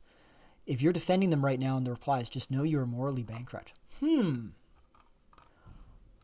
Oh, here it is. If your man doesn't make normie white women uncomfortable, he isn't straight and he isn't potent. Holy shit, man. I am like an alpha male because I am guaranteed to make normie white women uncomfortable just with my presence because I'm a manlet. I'm not very attractive. I am literally like peak testosterone. On peak potency. No, what Megha advocating for women to go for Tyrone? No. What Megha is advocating for, I think that because I've had this suspicion about these e-trads for a while now. I have a suspicion that Megha, and she's like the leader of this faction, she's trying to create a carve-out for ethnic women on the alt-right to compete for like white men in these spheres. And obviously she's not talking about guys like us, right? She's talking about like I guess the elite human capital that they are able to find. I'm sure they exist. Apparently her husband's pretty wealthy, so she was able to find one. But like that's what they're competing for. And they're trying to create a faction where they use traditionalism as a wedge to split off like the far right white men from white women. They want to create a division there and insert themselves because they can outcompete white women by weaponizing traditionalism because they know most white women are not traditionalists in any way. Right? We just covered that article about how more Gen Z women than ever are leaving church. Well, a lot of these guys, like I'm making a video right now on, it's known as type 2 errors. And I'm going to be talking about like the group psychology of white men on the right wing, like as a targeted outgroup by the regime. And like what incentive structures this creates and like how important loyalty signaling is. Like loyalty signaling is more important than just being the same, sharing the same race because of the situation between white men and white women in the political and social environment where white women have this sort of ambiguous, through being women and through feminism, they have a sort of ambiguous connection, like tenuous alliance with the progressives. They're like part of the progressive stack, whereas white men are actually like the exact opposite. We're at the very bottom of the progressive stack. Because of that ambiguity, these women see a means of inserting themselves into that wedge, into that space where they can say, like these normie white women, these left-wing white women who are anti-white man. They are siding with the left that is hostile to you, that hates you and wants to undermine you. They're an ally of that faction. We, even though we're not white women, we are pro-white man. We are on your side, and we support you, and we want to take their place by your side. Like, that's, I think, the psychology that she has in her head. And it's interesting because if you guys remember, if you guys have heard of EV Magazine, EV Magazine was a, actually I'll look this up, hold on.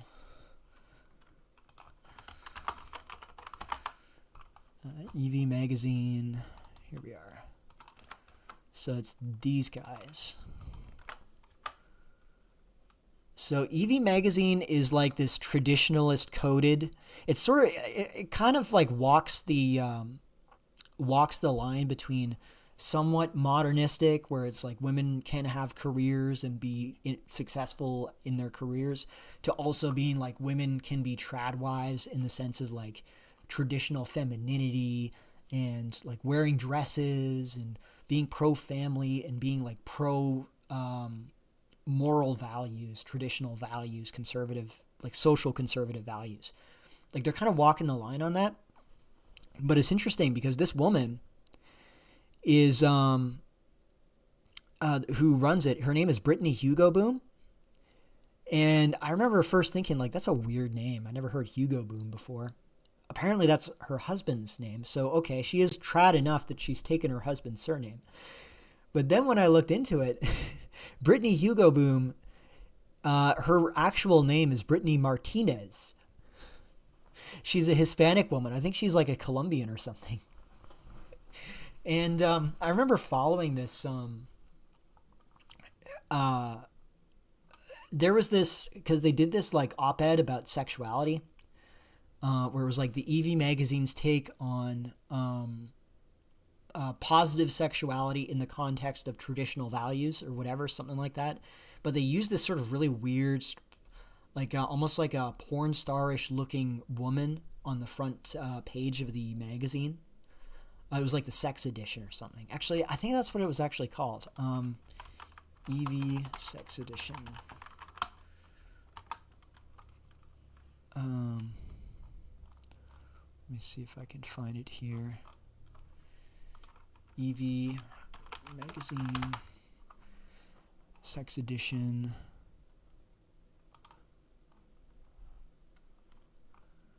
Okay. EV Magazine.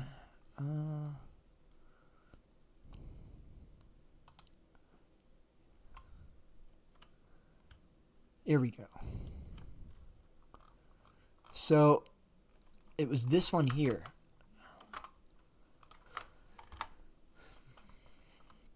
So I happen to know there's another faction of women. Actually, let me look up Brittany Hugo Boom. I think she's like a brown Latina. I mean, well, it depends on, like, how would you say? Like, would you say, should I do a poll maybe? Actually, maybe I will do a poll. Hold on. Hang on a second. Interact.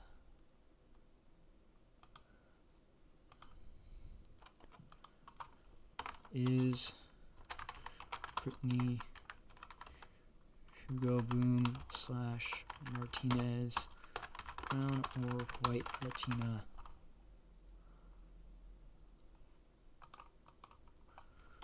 Brown, white.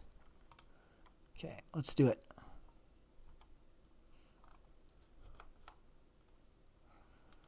Okay, is Brittany Hugo Bloom / Martinez brown or white Latina? You know, I would say on phenotype, she doesn't look brown. I would have to say, like, as far as Latinas go, she's probably a white Latina. Oh, so it looks like I'm in the minority here. Because, look, here, let me defend myself, okay? Let me defend myself. I'm judging her based on her skull morphology and her, like, overall body morphology. Like, she doesn't have indigenous features and she doesn't have black features. So as a result, I'm thinking she's more like a white Latina. Like, I don't think she would be considered white in Europe per se, but I think in Latin America, I think that's probably the case. That's how I'm gonna defend myself, though. So it does look like. Let me see here. Yep. Okay. Looks like she's mostly brown. Gee, what do I know? All right. 7 votes. Basically, it's definitive. Okay. Anyways, let me see here. Close the interaction. So this is the magazine cover that they used. Now, you got to remember, they're not super duper trad, but they are kind of trying to be trad coded. And this woman is like a Dubai Instagram. Well, this was a while back, so I have a feeling that she's like this chick. My understanding was she was in Dubai, actually. This is like a Dubai Instagram model. And I wonder if she's gotten hit with a drone since then. Well, I'm sure she's had an exciting life since this magazine cover was shot. Because this is like one of these chicks that has like the big lips, puckered face, and his Instagram model. And there was a lot of criticism that she was like overly glam modelish looking for the taste of her magazine. I remember that there was like some pushback from some people in the comment section and in let me see here. Like, okay, there was typical responses from guys that are like trad, but they're more like hardcore on virginity and stuff like this. But there was this interesting reaction I remember seeing. I remember following this for a while. Let me see if I can find it in the quote section.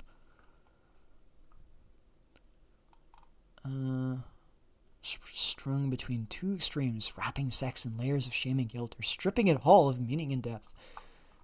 Let me see here. So there's criticism that it was too porny,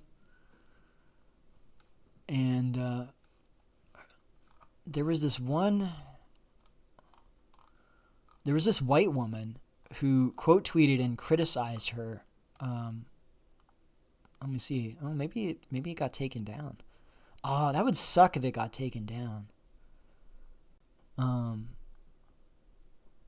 Because it was like this non-trad, but she's like white adjacent. She'll argue against immigration, and she'll generally, like, I was following some of her tweets. Yeah, I can't find it.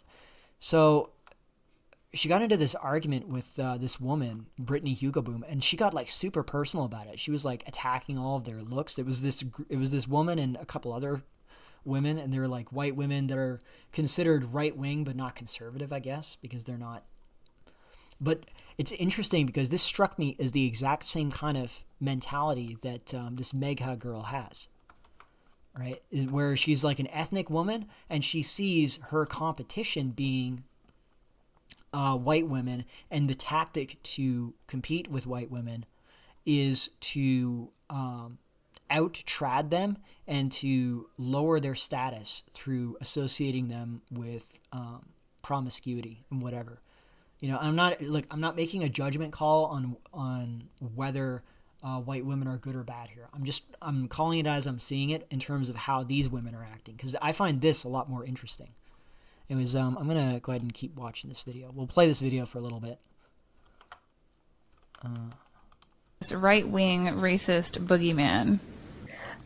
Yeah, well, I would say they're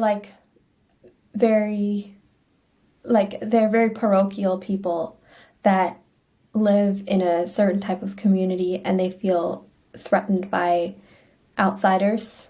And I think that's completely natural if you're from, a homogenous community and there's someone different that you don't like them. I think that's the origins of any kind of racism. And I think that's actually fair and exists in every culture around the world. Every tribe is wary of outsiders and suspicious of them, and it's natural. It's like a self-preservation strategy.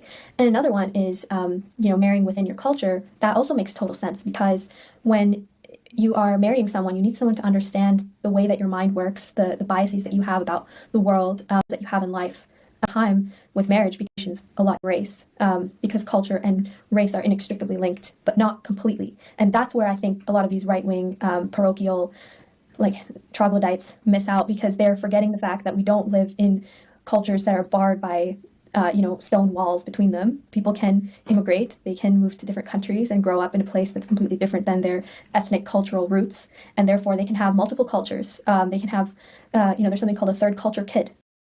This is my favorite dentist hack to clean my retainer. If you wear a retainer every night like I do, you know how hard it is. Which is someone whose parents' ethnic roots, like where they were culturally brought up, is completely different from where they're brought up. And so they don't really share their parents' culture in the same way. And I would consider myself a third culture kid because I was raised in Canada, but my parents were raised in India. So there are a lot of things culturally that I understand from other Indians, but there's a lot more that I don't get along with them about, or like I don't align with them. So, someone who's raised in India is going to have... Oh, by the way, there is something I just want to say real quick, and I'm sure that most of you understand this, but some of you might not. This woman, as far as Indians go, she's like, in terms of looks, probably like the top 1%.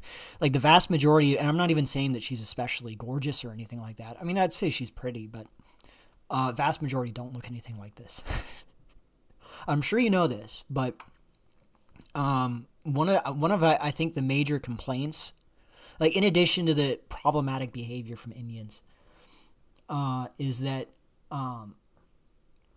first of all, there's a lot of excess men. So the demographic balance in Canada is like, I think it's something like 20% more men than women in the 18 to 29 age bracket, or I think even more, like 18 to 35. There's like 20% more men than women because of the male biased migrants, right? But then the ones that do arrive that are coming from places like Punjab, they aren't like this anymore because this woman's, I forget exactly her background, but she's like an upper caste, right? And you could tell based on her behavior as well, like this is educated, probably high income background.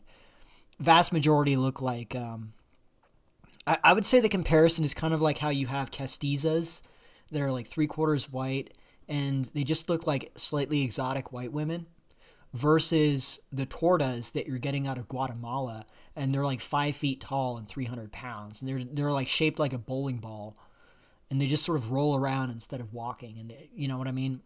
Like that's kind of the so the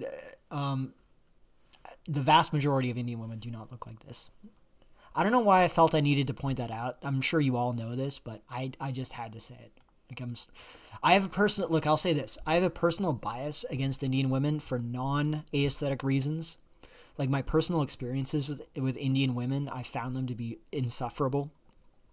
The stereotypes about how black women in the United States, I mean, like African American black women, if they have any kind of a little bit of power or a little bit of influence and status, they become insufferable to deal with because they think that their shit doesn't stink.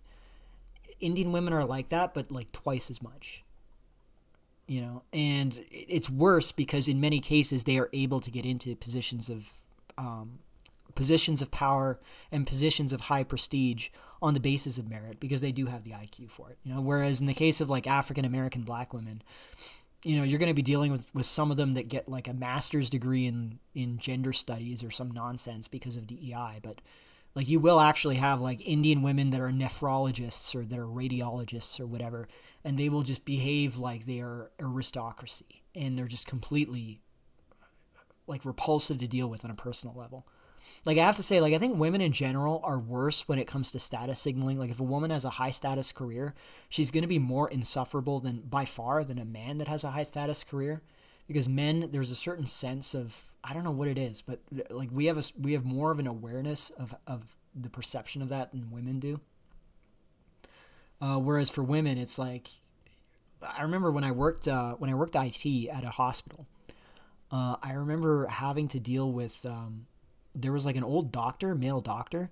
Whenever I would go down to his clinic, because he was private practicing he was renting like a clinic beside the hospital, but he was covered under the same IT department as the main hospital, and so I would like bring things out to him. I would help him set things up, whatever. And he would always be politely asking me questions about like how does this, oh, you're setting up an access point. Can you tell me how that works? You know, and it was just like a, you could tell that he was being polite and respectful, you know? Whereas there was this nephrologist in the department, the nephrology department, and she was just like, she would just treat me like a servant that she was ordering around to do things. You know what I mean? So there's a personal element to this. Like for example, she once she called in and I had to, and because she was the nephrologist, right? Like the IT department was always tiptoeing around like the highly specialized doctors.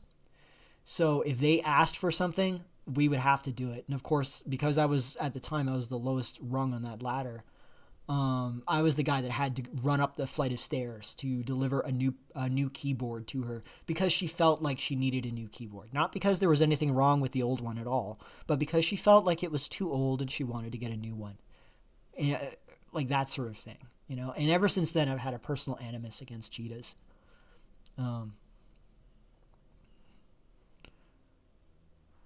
Yeah. Probably not even a drop of AASI in that curious. Well, I saw somebody. Oh, here we are. Mercer asked Ajita out and he got rejected on trolling. Yeah, actually, hey, listen. Okay, this is going to expose me to accusations of fake seldom. But I will say this. When I was in college, there was one party that I went to. And yes, I mean, this is back. You have to remember, I was in college back in like the mid 2010s. It wasn't as bad back then. Well, actually, it was like the late 20s. It was before COVID. But anyways, I was able to get into a party, one party. And I remember there was like this 5 foot tall, she was like a Telugu or something. She wasn't good looking or anything. Like she was like you're saying not even a drop of AASI in that curious. Well, this one had like 100% AASI. She looked like her face wasn't ugly, but otherwise she had like a really dark pheno. And I remember that I was like super drunk and she actually went up and kissed me out of nowhere and then just sort of wandered off. And that was like that was the most Chad experience I've had in my entire life. But I think that she was doing that to like everyone. So I'm kind of surprised that I didn't get like a herpes or something, you know? Because a lot of these Jitas, when they get off their parents' leash, they kind of go crazy in college. There's a certain segment of them that do. I would actually say it's worse for them than it is for white women generally. Like, not to say that white women are particularly well behaved, but because they're not restrained under like a conservative parenting prior to college, when they are on their own in college, they don't have that sense of like repressed desire to try things and do things, you know? Whereas with these Jitas, and also I'd say probably with Asian women, there is that to a much greater extent. Yeah. But I have seen cases of, I have seen a couple cases of like a white guy with a Jita. And I have actually seen cases of Jeet with a white woman as well. It happens in both ways. It's not very common though. It's not a very harmonious combination, generally speaking. Like the personalities typically don't fit very well. Oh, back in college I had the roster of guys. Oh yeah, that poor fucking guy. Listen, I look, as much as I have an animus against curries due to the situation in Canada, that one guy, and his name was like Akash Singh or something like that, I felt so bad for him. That was awful. Like, I can't imagine. Not only is, because it's one thing to have a wife that did that in college, like as humiliating as that is on a personal level, the fact that she went on stream and just blurted it out on stream without even thinking about how embarrassing it would be for him, it was horrifying. Like, I really felt bad for that guy. Like, some of these guys, like Jitas really are awful. They're terrible.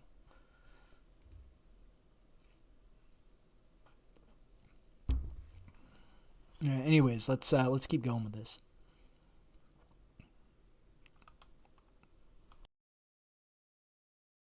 Very different culture compared to me. So I think that plays a big part in what the right-wing racists don't understand. And I think I can also understand where they're coming from, because there's a lot of anti-white, anti-Western racism that is acceptable in the mainstream. It's kind of disgusting how they can openly deride and humiliate Western cultures and white people without consequence, and I think that's unacceptable. I think it's unacceptable to do that to any race. But it's only natural that their knee-jerk reaction will be to lean into racism of their own kind. It's the pendulum swinging. And I think if you understand where people are coming from, it's a little bit easier. But then you also have to judge that person, because anyone who reacts to something bad happening to them without thinking is not really a thoughtful and intellectual person. They're in some ways like an animal. For example, if you play a loud noise in front of a dog, it's going to bark at you because it's animal instinct. It's not going to think and have a thoughtful response to that. So that's how I think we should take these type of people, is that they're just reacting without thinking because they're not thoughtful people. We can understand them on an instinct level, but we don't have to accept their way of seeing the world or the solutions that they offer for it. Yeah, I mean, I would agree with your assessment. It seems to be very reactionary. We do have a couple of screenshots. How many would you like to go through? My name's Stephanie Venturi. I'm the principal here at Bishop Alexander Carter Catholic Secondary School. It's your show. Okay. Okay. I mean, if you say it like that. So we have a couple. So the reason why we have these screenshots is so you guys can see what we're talking about, because often you'll hear about the right wing from the left, and it's certainly. Oh yeah, what's funny about this is that they think in some cases that these are white women. I think that because I remember watching this a while back, I'm pretty sure the first person that they bring up is not actually a white woman or a woman at all. I'm pretty sure it's actually an Indian guy, based on how he talks and why he was particularly offended with this girl. Right. Crazy OG does with conservative parents are being allowed to live on campus. Well, oftentimes there's not really an alternative, right? What are they supposed to do if the college is outside their city, Yeah, I know the Latinx one the black ancestry is really not worked out well for her. It doesn't really fit very well, but this is why this girl is the sidekick in the arrangement, and Megha is like the queen bee. And I see Jeet men with white women all the time. Well, Guava, here's something I will say is as time goes on, this is something I've personally felt very strongly about, is loyalty is not, men are more existential than women, because on a certain level men understand that it is ride or die for us. The way that a shift in the dominant tribe occurs when it's for men is through one group of men conquering another group of men.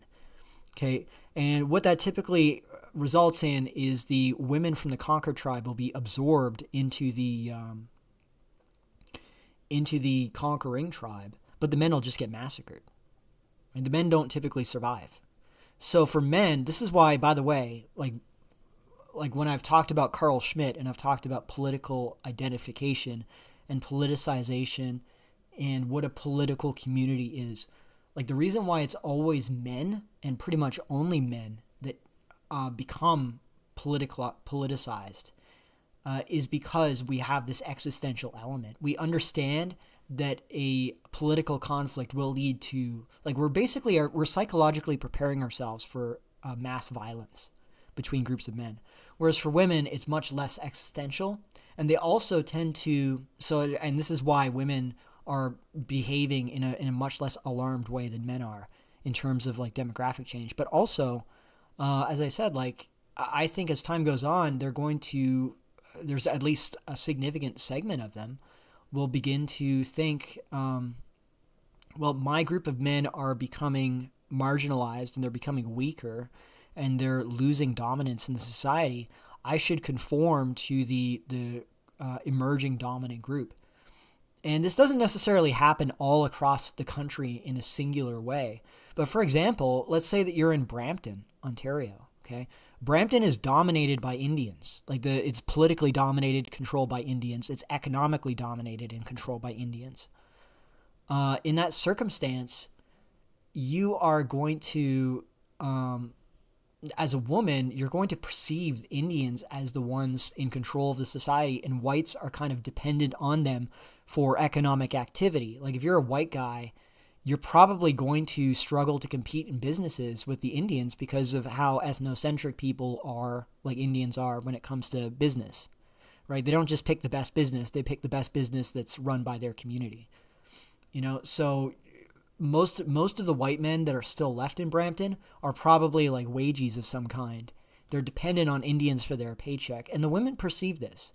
And I think the women will often start to adjust their preferences to the dominant group of men. I think you saw this happen with Asians, for example. Like Japanese were the prestige ethnic group in Asia for a long time because they were the dominant empire. Even though the Japanese as a group are kind of short compared to like Koreans and Chinese, they were still the prestige group because they were the most politically and culturally influential for the longest time. Latin America, perfect example. Like there's this misconception that the Spanish just arrived and exterminated all the natives in some brutal fashion. That's not what happened at all. For the most part, the Asians were, or the Asians, the Amerindians, I should say, excuse me. The Amerindians were just ruled over as a subject population. Like they were treated like serfs more or less, but they weren't, it's not like they were exterminated. Like as a matter of fact, the Catholic Church at many times stepped in to prevent abuses of the native majority serf population. But because they were structurally lower status in the culture and the Spanish men were higher status, over a long enough time period, preferences shifted to reflect the status hierarchy. And if you look at Y-DNA in Latin America now, it's all dominated by European Y chromosomes. It's like 95% European Y chromosomes. And the mitochondrial DNA, which traces maternal lineage, it's all native or it's black. In some cases, it's more black. In some cases, it's more native. But there's very few European maternal lineages in Latin America. And that just tells you how, like, the transmission of lineages were based on cultural dominance. We could see that happen. I mean, I disagreed with Western Decline on his, because he claims a lot of observations that I find difficult to believe, not impossible. But as I said, like, I don't think it's a crazy premise. I don't think it's ridiculous to think that Indians could supplant white men as the culturally dominant group, and that this would influence white women's preferences. It certainly is plausible, I think. Anyways, though, let's keep watching here.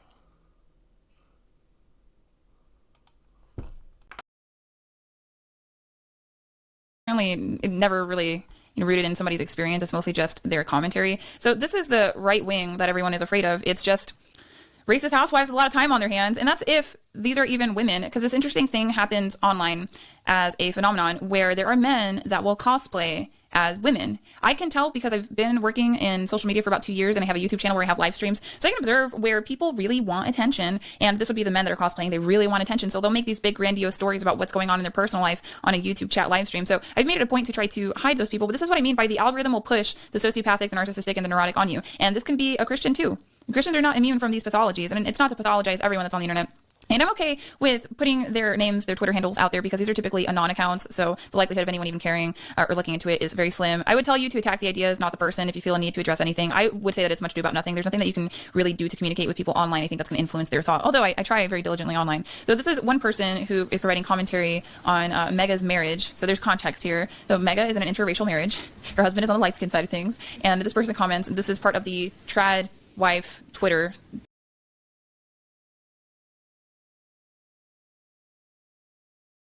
niche. Personally, I think if a girl respects her father, she doesn't travel half across the globe and marry a man of exact opposite genetics and radically different values. If you love and respect your father, you're not going to disrespect his legacy so radically. So what are your thoughts, Mega? Well, I found out this girl. Okay, what's funny about this, by the way, I just wanted to say, like, you could tell a white woman would not think about this, or maybe this is I don't know. If it's not a white woman, what kind of woman would it be? Would it be an Indian woman? I don't think so. I have a hard time believing that, because that's something that a man would be concerned about. A woman wouldn't really be thinking in that way. Women don't think about, like, if you look at how women reason in terms of moral reasoning, they don't reason in the sense of like rigid logic and like rules. They don't think about rules. They don't think about logic. It's much more about like what's the personal experience and the personal impact of this action on this person. That's much more what they're concerned with. They're much more concerned with the emotional impact, the personal impact. They're not really that concerned about rules. So I'm very skeptical. But I just wanted to read this before it gets buried. Deleted deleter. I don't think white Floyds will get with brown guys if they were to become dominant. This could also explain white women being conservative. They don't want to F Jeets and maintain their power. Look, I'm not saying that all or even like most would be going that route, but I think it would be a statistically noticeable number. I think it would be noticeable. This is another point that I made, by the way, about Pakistanis, right? Is that it's not that there's like all sorts of Pakistanis that are getting with white women in the UK, like left and right. That's not what's happening. It's a statistically tiny percentage of white women in the UK that are romantically and intimately involved with Pakistani men. But it's a non-zero amount, and there is zero of the opposite going on because of how strictly the Pakistanis control their community and control their women, and like will be violent against their women if they're discovered to be with a non-Pakistani man, right? As a result, all the gene flow is only in one direction. And it doesn't, even if it's a trickle, over time that snowballs. It has a greater and greater cumulative effect, right? And now I'm not saying that that there will be a cumulative effect, because I don't think that the Pakistani situation in the UK is going to last that long. Like we're already seeing it starting to destabilize in the UK with UKIP getting elected. All those seats, or whatever they call them, the councils or whatever. But I think that there's a certain group psychology element to it, because men understand this on some psychological level. Which is why I think like this was my attempt to explain why gingers. It is disproportionately gingers, but like why there was some white guys that were converting to Islam. And they were like joining the Muslim side. And I think it's because they see that there's no way to stop their women from defecting. Like there's no method of preventing defection from the white side to the non-white side. But the non-white side can use coercion to prevent defection. And this creates an asymmetry where one side, if you're a man and you're concerned about defection, if you're in a community where there's a significant chance of defection due to the diversity of the community, in your particular subgroup of it, you're going to be inclined to join. If it's an option for you, you're going to try and join a community where they do prevent defections, right? I do think there's a psychological element there. That's what I'm saying. Anyways, let's keep going with this. Has a boyfriend, and apparently it's like I was so angry when I saw this, and I had to like process it. I was like, why am I angry? But basically she's assuming that just because someone has a different skin color that we don't have the same culture, and that moving halfway across the globe to be with your husband is disrespecting your father. Well, first of all, most women throughout history have moved to live with their husbands. My own mother moved from India to Canada to be with my dad. My sister-in-law did the same. She moved countries. That doesn't. By the way, this is kind of a curry pill if you listen to her, right? Like she was able to get this white guy. Now, I've heard stories. Apparently, this guy's a lot older than she is, and whatever. I don't know. But it is interesting. She was able to get a white guy, but her brother had to import a girl from India, and her father had to import a girl from India. It's kind of a curry pill there if you think about it. Because I mean, just looking at her family is like, I imagine that like her male counterpart, her brother, probably doesn't look that much different in phenotype, right? Like you would assume that he's probably fair skinned and like has a more Caucasian facial structure, right? But even then, that didn't really work for him. He had to import a woman.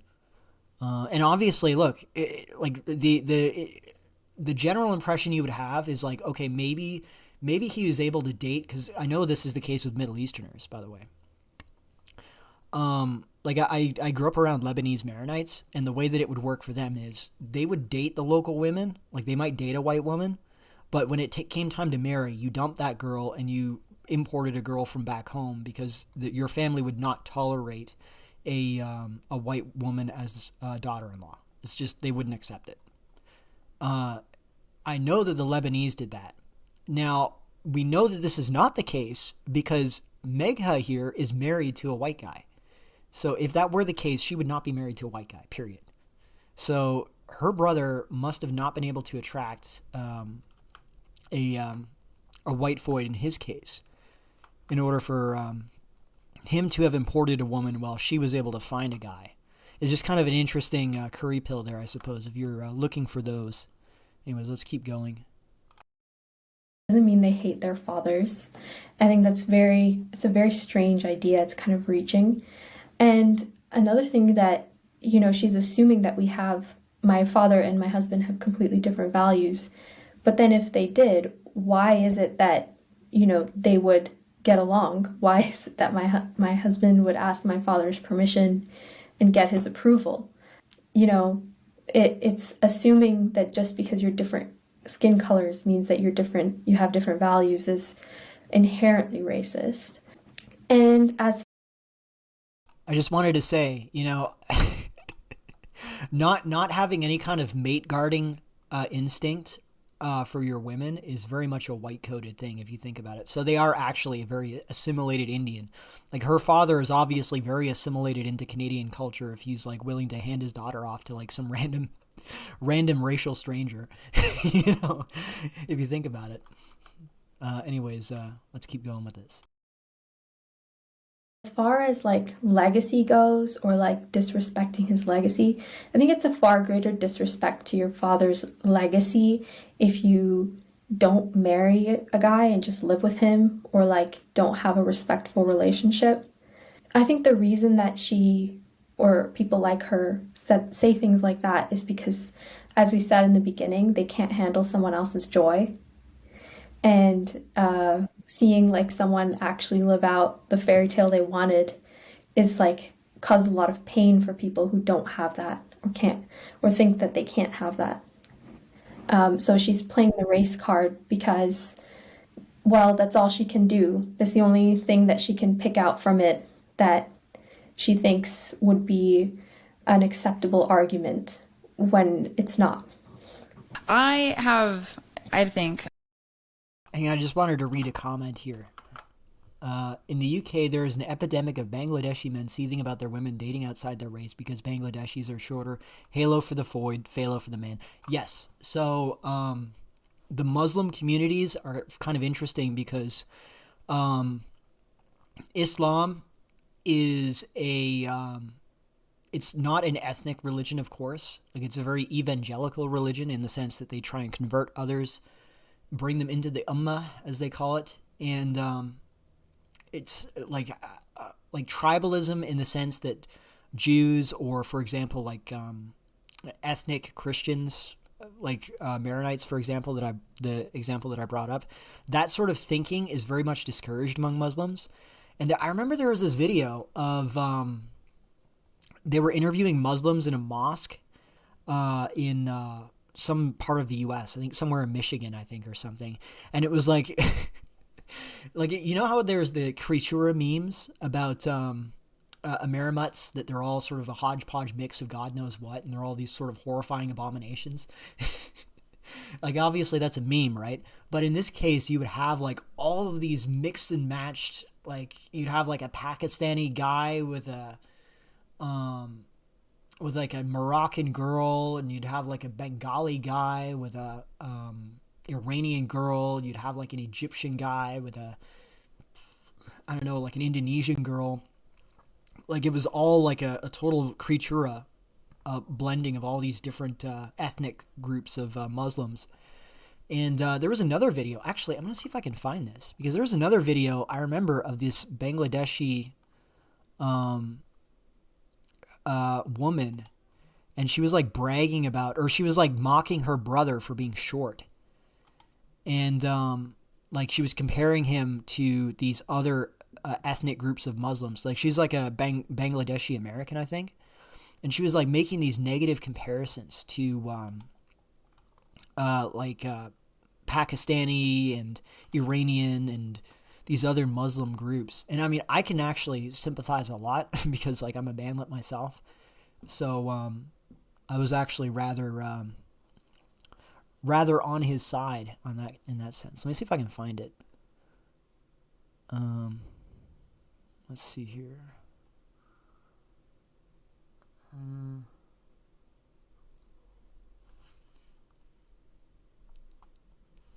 Actually, here I'll play this. I'll play this in the background while I look for this, because I've already heard her arguments, so I can reply to them.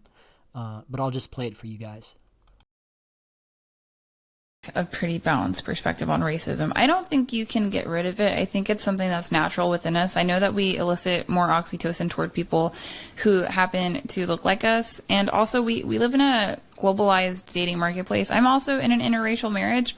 But I think in some ways you just end up liking who likes you. For some reason, the particular demographic of man who seems to pursue me just happens to be Caucasian. I don't know why. I literally, I don't know why. This is just what my life has been growing up in Central Florida, and then also being in the military. It's the law of proximity. A lot of people gloss over that. That's what is interesting about a globalized dating marketplace, is that somebody could be across the world, but because they're in direct contact with you on social media or in your messages, that makes them closer to you, and you're more likely to be in relationships with people that are close to you, whether that be in reality or if it's going to be online. So I think that's more so how I ended up in my situation. I don't think that I don't think I wasn't open to, on my side of things, try to say that, you know, I'm disrespectful to my race or something like that, where I'm like, well, I'm just going to do what makes sense. I want to marry somebody that I'm compatible with. This is who I happen to be compatible with.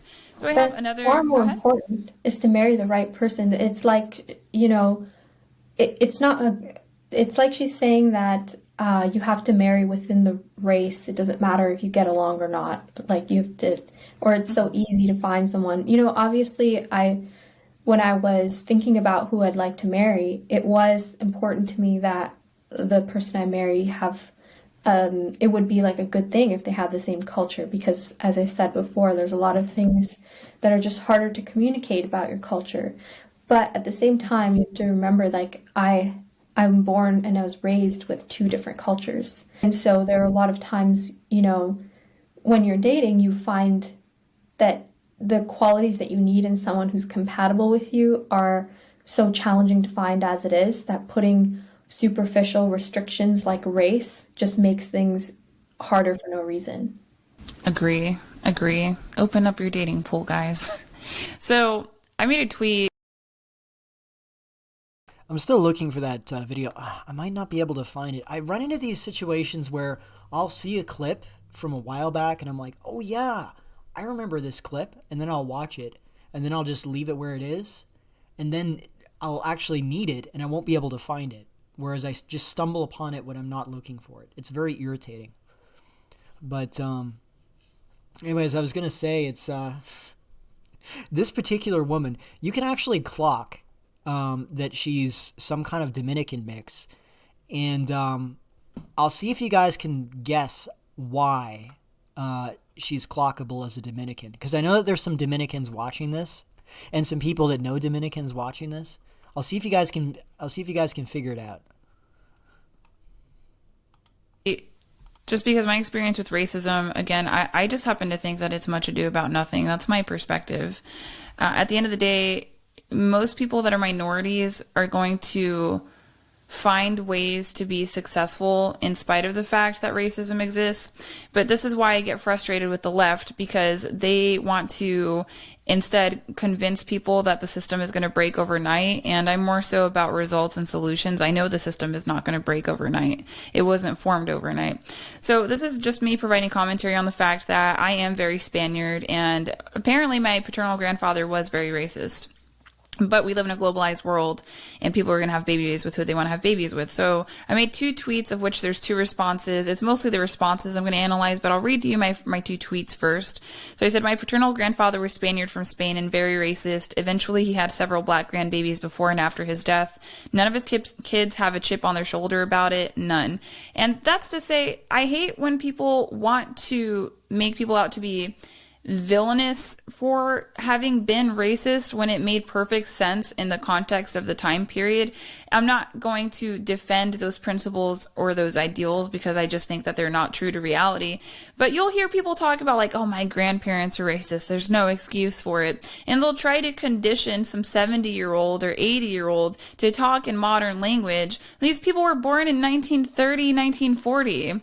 You would probably be racist too if you were born then, but I know people like to think they're above certain things. Aside from that, I'm responding underneath saying, by the way, your Christian conservative racist grandparents were racist, most likely because they were born in the 1930s.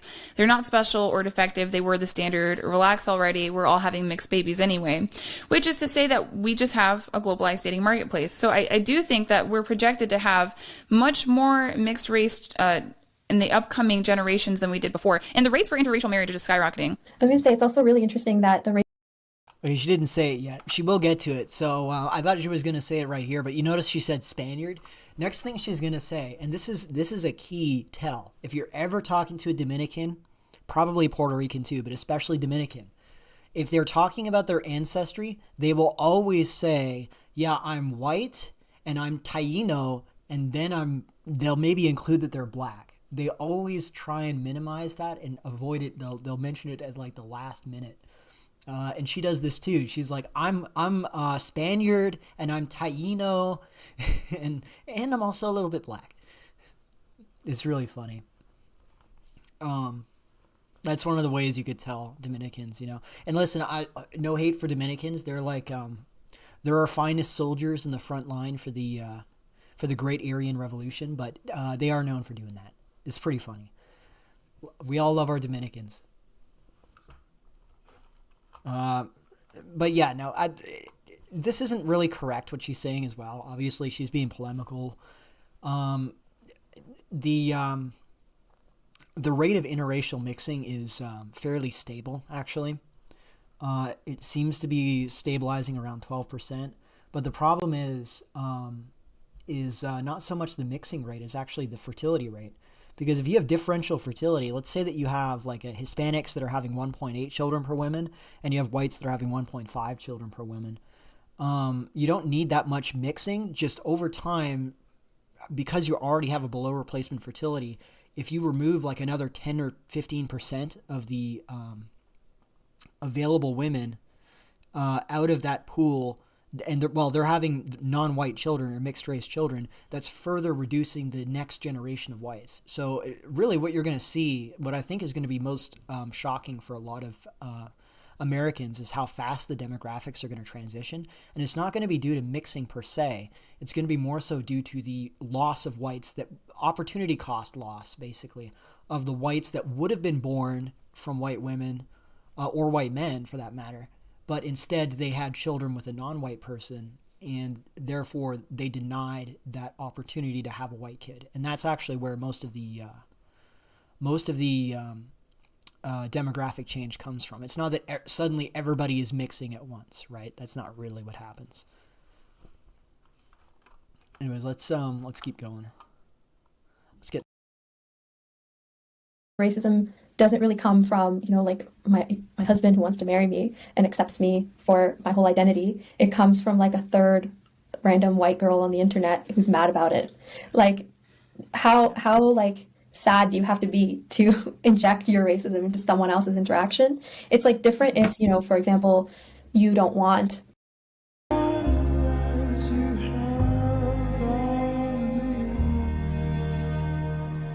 a black or Indian nurse, you want a white nurse. Like that's your own interaction in which you're expressing your preference, which is racist.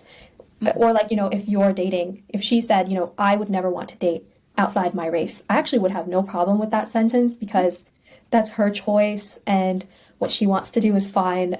That's her preference. And she could even say that it's because I want to preserve my ethnicity and my ethnic features. And I would have no problem with that either because I think that's her prerogative. Your ethnicity is important to you. It could even be cultural. If I said I only want to marry an Indian guy because I want to preserve my Indian culture, that would also be okay. But it's just kind of the moment when I know it comes out of jealousy and resentment toward other people's happiness is because she's talking about someone else's relationship. And we've got 2 more responses in the screenshots that are probably going. Yeah, by the way, one of the other things that I particularly dislike about Megha, yeah, I know YouTube's basically unusable with all these ads. Here's the thing, Guava. I don't like the ads, but I don't want to be streaming myself using an ad blocker on YouTube if I'm playing YouTube videos. Right? So it's more like just in case, because I do want to try getting monetized at some point. I'm very skeptical that I will be monetized, but I want to give it a shot. And in that situation, I don't want to have streams that could be reviewed by humans, then they see that I'm using an ad blocker. It could just be bad vibes that it gives off. So, and also, like, for example, if I'm watching Rehab Room or something, because Rehab Room is monetized, right? If I'm watching a video of his and I'm reacting to it or whatever, I want to give him the ad space for it because he's given me content to work with, right? So I want to give him the ad space instead of just blocking the ads that he has on there for monetization, right? Anyways, why is she lying? White girls never mate guarding their men. They're female and group gender bias trumps their group race bias. Yeah, that's true. They're not particularly concerned. Some of them are. I wouldn't say that they're never concerned about it, but I will say that it's not primary concern. Like if you compare black women to white women, black women are way more aggressive they don't only like mate guard black men, or they'll attack black men and they'll attack women of other races that they perceive as poaching black men, but they'll also gatekeep blackness. It's really important for black women to say like that mixed breeds, as they call them, that's their words, not mine, are not actually black, but like you'll see this consistently, right? I remember talking about this in my video on nationalist women and the friend-enemy distinction.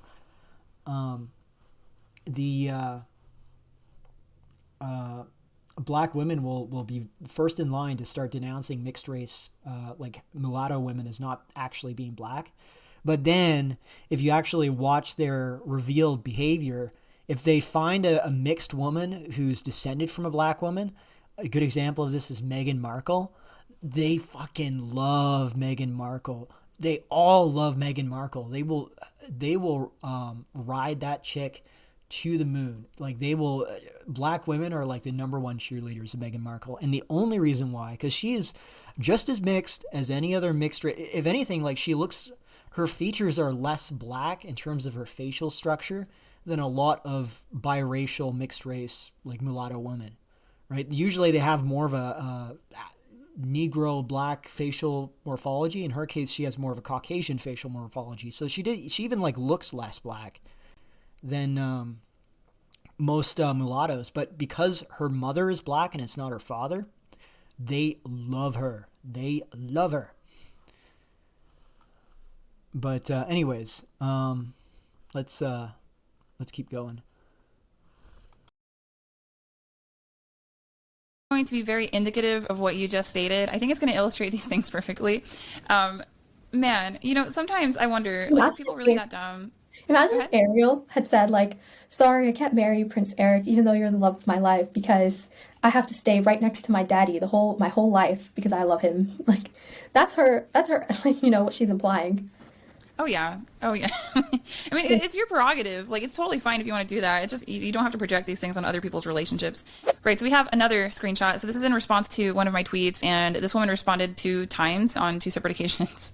She said, "Why were our ancestors quote unquote racist? What a bunch of nonsense. Leave European conservatives alone who want to conserve their identity, culture, and bloodline, and make amends with your Kalergi ideology." I don't even know where she's pulling this out of. Keep in mind, I'm Latina, I'm Puerto Rican, so I am Spaniard, Taino, which is Caribbean native, and then I'm also African from the slave trade. So I'm a little bit of everybody. And it's like, technically, if I wanted to be a European conservative, I could argue that I wanted to be with a Spaniard man. Now, I happen to be with a Scottish man by ethnicity, but it's just interesting to see this assertion. And then we have another screenshot, which will be the final screenshot. And this is done so that we can just address this racist right wing that the left seems to make such a big deal about it, when honestly, I just don't think that there's much to be bothered about by these people. They literally only really exist on the internet. I live in the Midwest. I don't know racists in real life.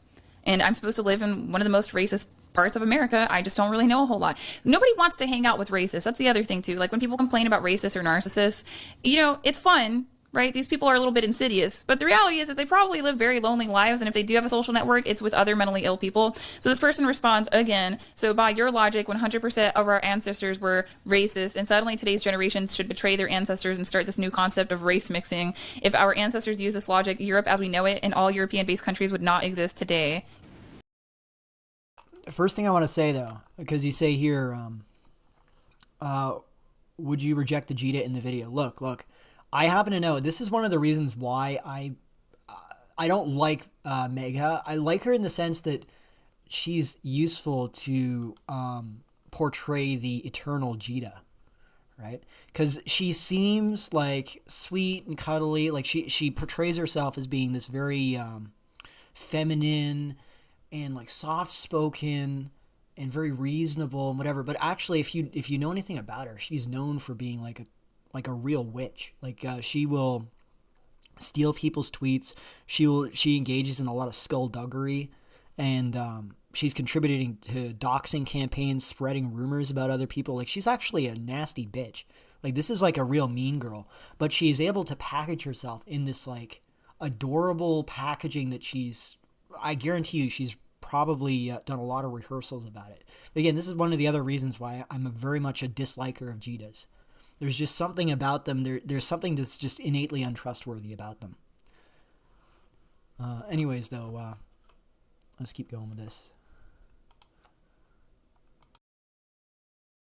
I think this person has such a I guess this idea, and anyone who espouses it has basically no education in history, and that's why I think a lack of education is the Achilles heel and the greatest weakness of the right wing. Because if you had studied European history, you would realize just how much race mixing happened for millennia. So it's not just from the Silk Road or connecting to the East, but wars that occurred. When did you know that the Gauls who lived in modern day France, they considered Romans to be a different race entirely. And so when Caesar took Gaul, it was considered, and when they raped and pillaged, it was race mixing. Or when the Crusaders went, or when before the Crusades in 800 AD, there were a lot of Arab invaders in Europe for hundreds of years. I think there's like a big chunk of time, a few centuries, where most of Italy was Arab.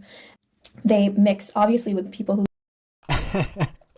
Okay, well, first of all, if you guys, any of you watched the stream that I did with Celtic Cat, we talked a little bit about, because we had one guy on there, I forget his username, but he was a black guy, and he was trying to talk about how, he basically had the same line as Meghead here, where he was talking about how, they saw each other as separate races in the Middle Ages and in the classical period, even though they were the same race now. And I'm like, no, first of all, that's not true. So the Romans did not see the Celts as a separate race. They saw them as a related people. Like, the first division that the Greco-Roman world made with the outside world was the division between Rome and Persia and the Orient generally. So Persia and also the Middle East, Babylon, Egypt. Like, they considered those people to be essentially different. Whereas if you look at how they describe the Gauls and the Germanics, they would perceive them as being like a wild people, as being uncivilized, savage, but they saw them as also like free innately. They're like an innately free people. Like it's kind of like the concept of the noble savage.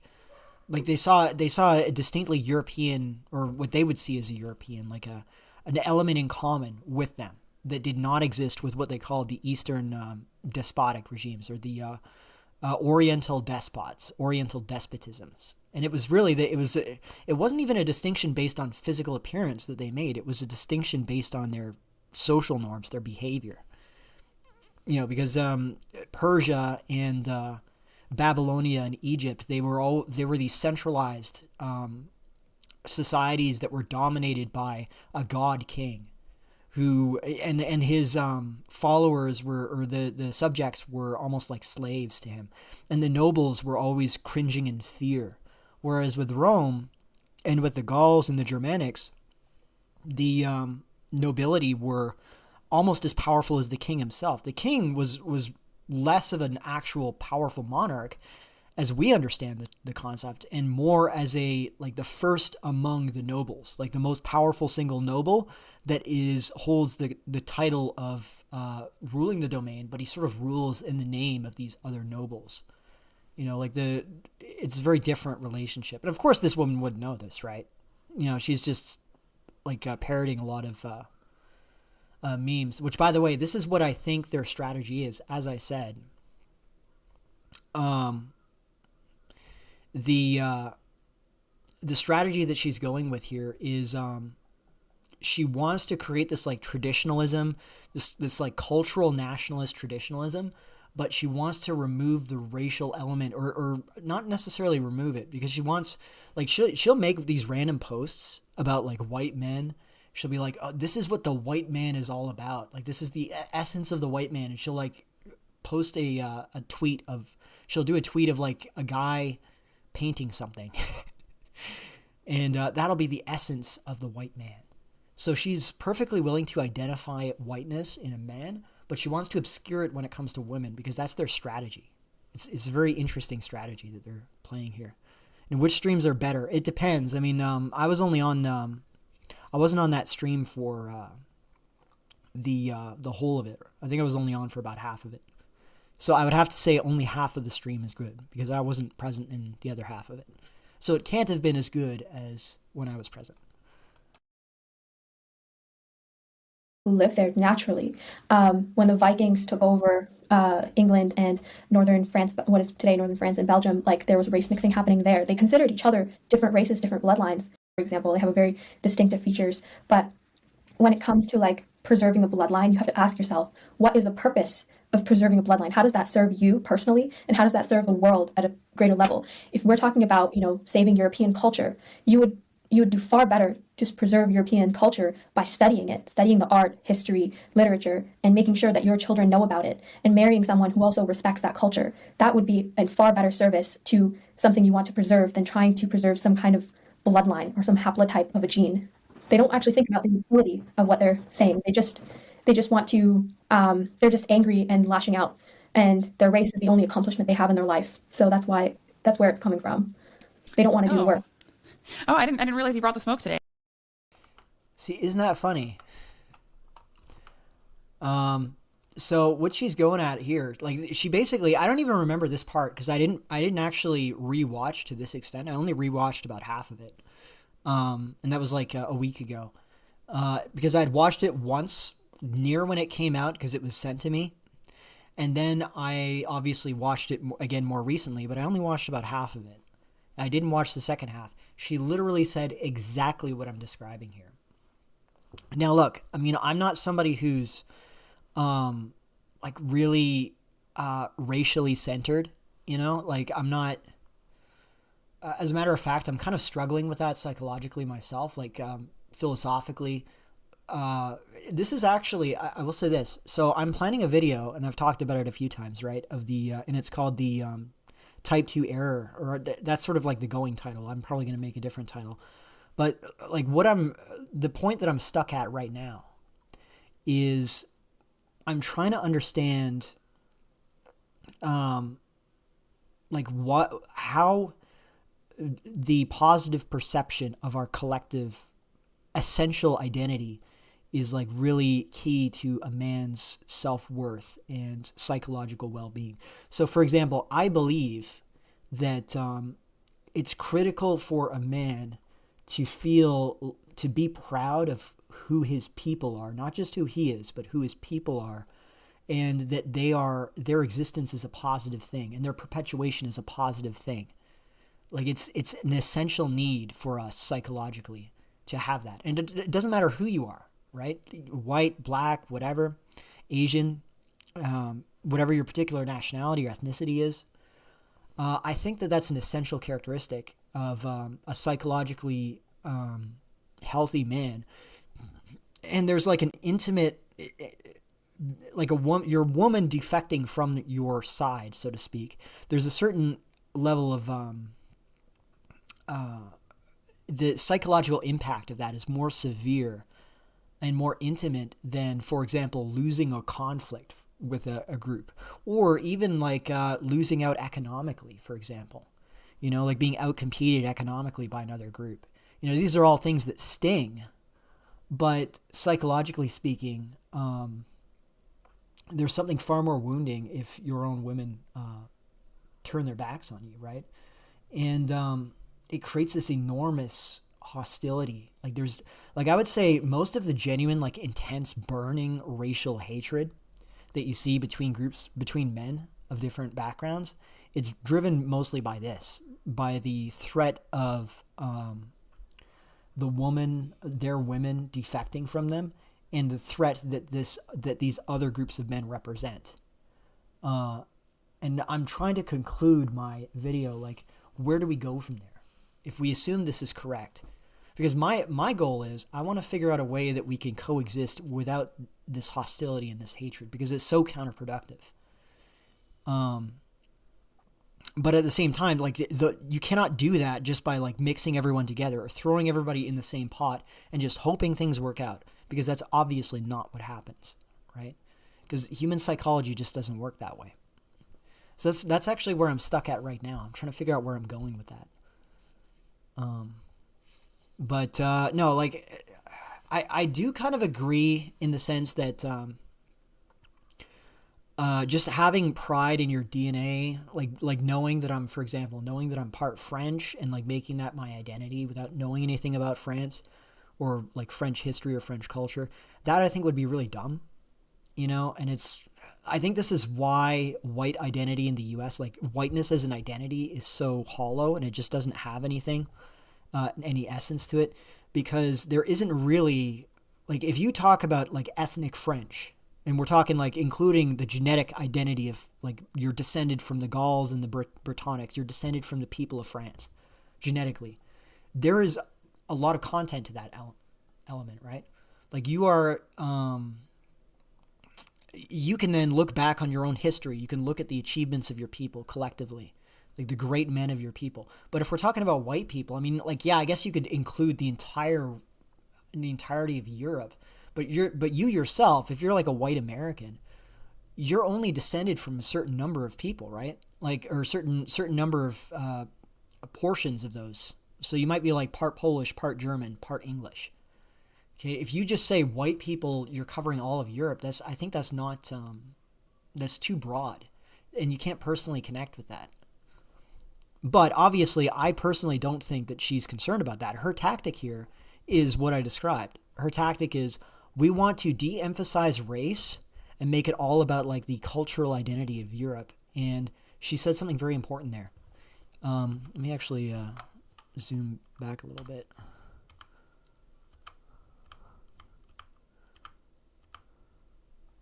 Here. At a greater level. If we're talking about, saving European culture, you would do far better to preserve European culture by studying the art, history, literature, and making sure that your children know about it, and marrying someone who also respects that culture. That would be a far better service to something you want to preserve than trying to preserve some kind of bloodline or some haplotype of a gene. That's exactly what I was saying. That's exactly what her plan is. She's basically going to present, her faction they're going to present themselves, the E-trads of ambiguous racial background. They're going to present themselves as, we are the genuine Europe respecters. and these white women, they've turned their backs on you, but we believe in you. And it's like a strategy that they have. And I have a feeling that this is going to become more and more of a greater tension as time goes on. And it's going to be interesting to see how white women respond to it. I have a feeling that if white men are given the opportunity, I don't think that these women are going to succeed. And because I was thinking like this could be a successful strategy at first. But then when the Amelia thing happened and I saw like how enthusiastic all these white guys were, like even just the idea of a white woman being on their side, they were willing to throw away all of this trad stuff if they could get an unambiguous signal that this woman is on our side. That was their psychological process. They weren't like, well, it's good that she's signaling these things, but well, she has purple hair, or she has a nose ring, And another example of this would be if you guys remember Shiloh Hendricks.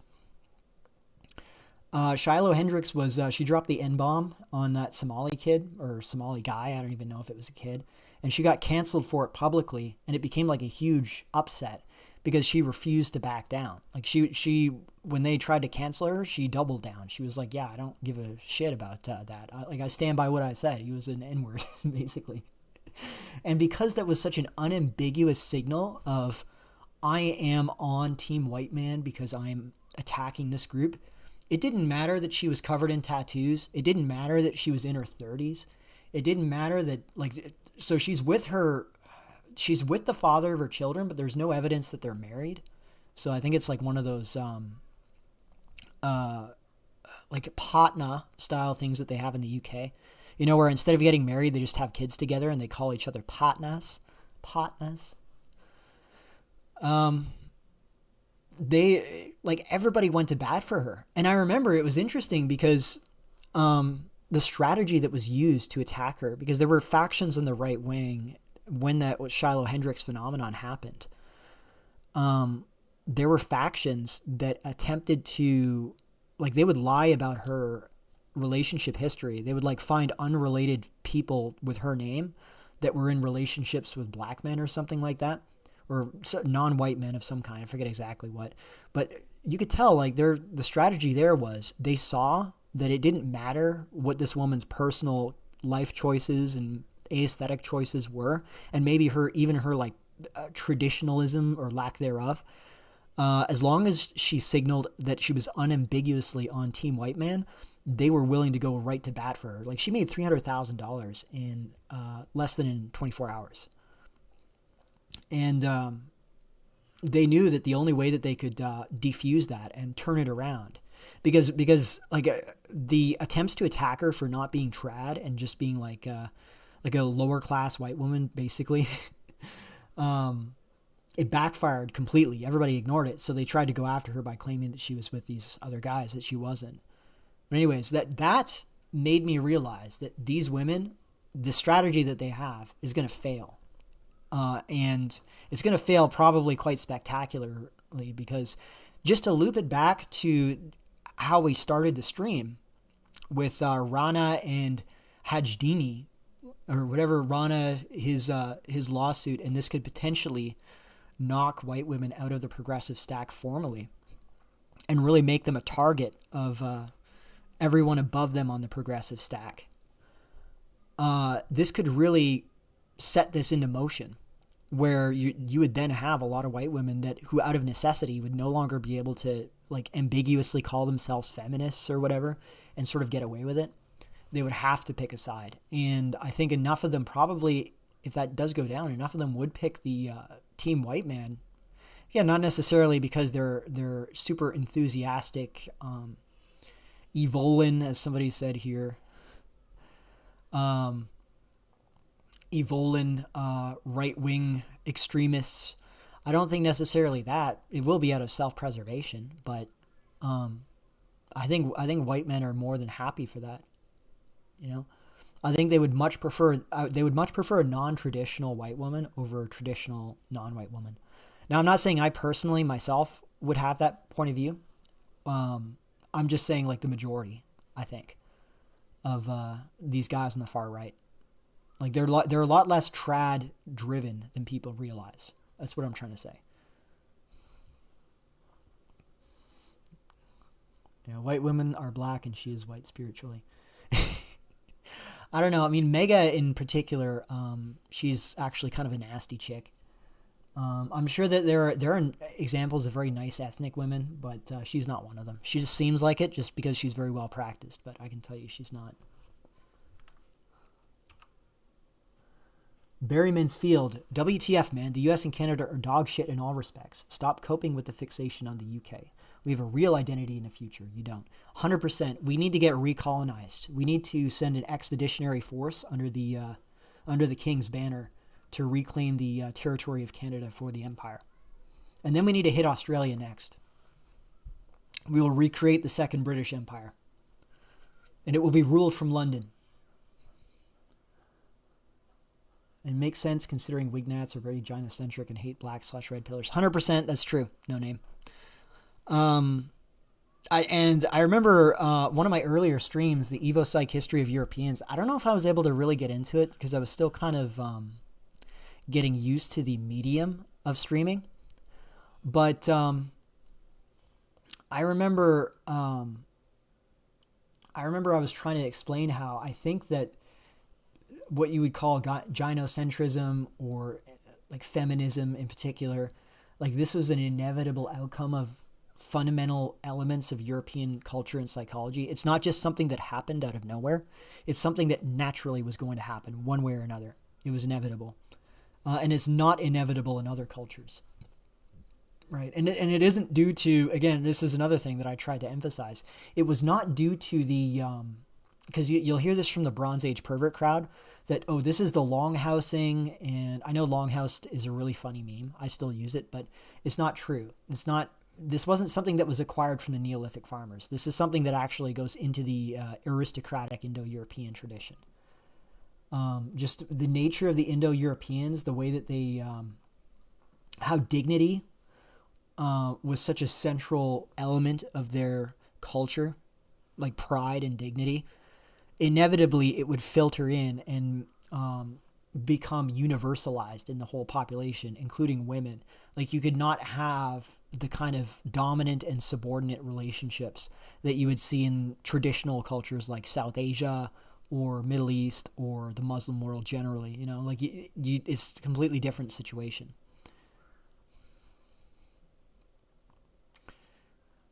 Just becoming reform won some votes doesn't mean we're changing the demographics. I don't know. We'll see. I'm willing to give the UK a chance. Look, I really hope you guys can fix it because I can get UK citizenship and then I can get off this rock and come and join the motherland. I'll bring my French genes with me and I'll pollute the island with elevated Neolithic farmer ancestry. Anyways, let's keep watching this. We'll just finish this off. I only got a couple minutes left. They don't actually think about the utility of what they're saying. They just want to, they're just angry and lashing out. And their race is the only accomplishment they have in their life. So that's why. Smoke today. No, I hadn't considered that. Yeah. You know, my husband would be stereotypically one of the worst demographics to be, I guess, today. So he's a straight, white, older male. And I don't see him wake up in the morning. He's like, oh, damn, another day as an older white man. Gotta get up, gotta live this life. He just goes about his business and he tries to provide a service that is such quality and such value that it doesn't present an issue for him. I understand where the backlash is coming from. I just think that there's lots of better ways to deal with racism. They're just really uneducated people on both sides, like the leftist and the right wing. And it's honestly like tiresome at this point to talk to someone who hasn't opened a book and is basically unaware of basic history. Mm-hmm. Okay, so we'll close out on that one. This is a fun discussion of us picking apart the right wing for you guys, because it's better to get some inside scoop from people that are quote unquote labeled right wing than for you to make your assumptions from watching CNN. We are happy to provide the service of cultural commentary. Mega, can you tell the people at Marshalls are by? Okay, well that's it. Yeah, so it's very interesting. As I said, keep an eye out for these people. I have Mega shadow followed just because I guarantee you something's going to blow up in this chick's face. I don't know what, but there's something really nasty about her that is going to get revealed. But regardless, it is still interesting. And over time, particularly in the U.S., because the U.S. is like on the forefront of controlled demographic change. And by controlled, I mean they've assimilated, like they've had a massive demographic change. But if we're talking like non-recent immigrants, they're probably the Western country with the largest subgroup of non-white but culturally assimilated in some sense Americans, or like population, because they have this large Hispanic section of the population that are like second, third gen, and that are functionally American, even though they don't necessarily perform at the same level as white Americans. Yeah, whatever. They don't have the same barrier or separation that, for example, the Pakistanis in the UK or the Indians up here in Canada have with us culturally. So it's going to be interesting to see how these dynamics emerge there, because that's where I have a feeling that America is going to get Hispanicized pretty dramatically, actually, pretty rapidly. And it won't necessarily be an intolerable situation for Americans. Oh, actually, you know what? Now that I think about it, there was somebody who asked about how Hispanics view race or something. Well, something that you have to realize about Hispanics is there's no racial barriers the way that, like with whites, I mean. There are racial barriers with complete foreigners like Indians, let's say, or Asians, but there are not racial barriers with whites, because whites are part of all Latin American countries. There are white Hispanics in all of their countries. So they're not seen as, and it's because of the nature of casta, how casta evolved in Latin America. It was possible as a mestizo, let's say, you could marry your way into whiter and whiter ancestry. Through rising in the social status, you'd have access to, like, you'd get into higher status communities that would have a higher concentration of whiter people, and you could intermarry with them. There was no barriers preventing that. It's not like the U.S., which had anti-miscegenation laws. Like, no Latin American country had that. So as a result, I don't think that Hispanics see whites as a mutually segregated outgroup the way that, like, for example, Indians or some East Asians would see whites in America. Which is why it's kind of a complicated arrangement. It's not unusual if you like find some white nationalist or white supremacist or whatever from America. It's not unusual to investigate his background and then find out he's either part Hispanic or even like fully like a mestizo or whatever. Right? I mean, Nick Fuentes, perfect example, right? He's quarter Mexican, I think, quarter or half Mexican, something like that. Really good example of it. Anyways, guys, it was a great stream. Managed to get through 3 hours, actually. Damn, that went by faster than I thought it would. Thanks for coming along, and hope you guys have a great day.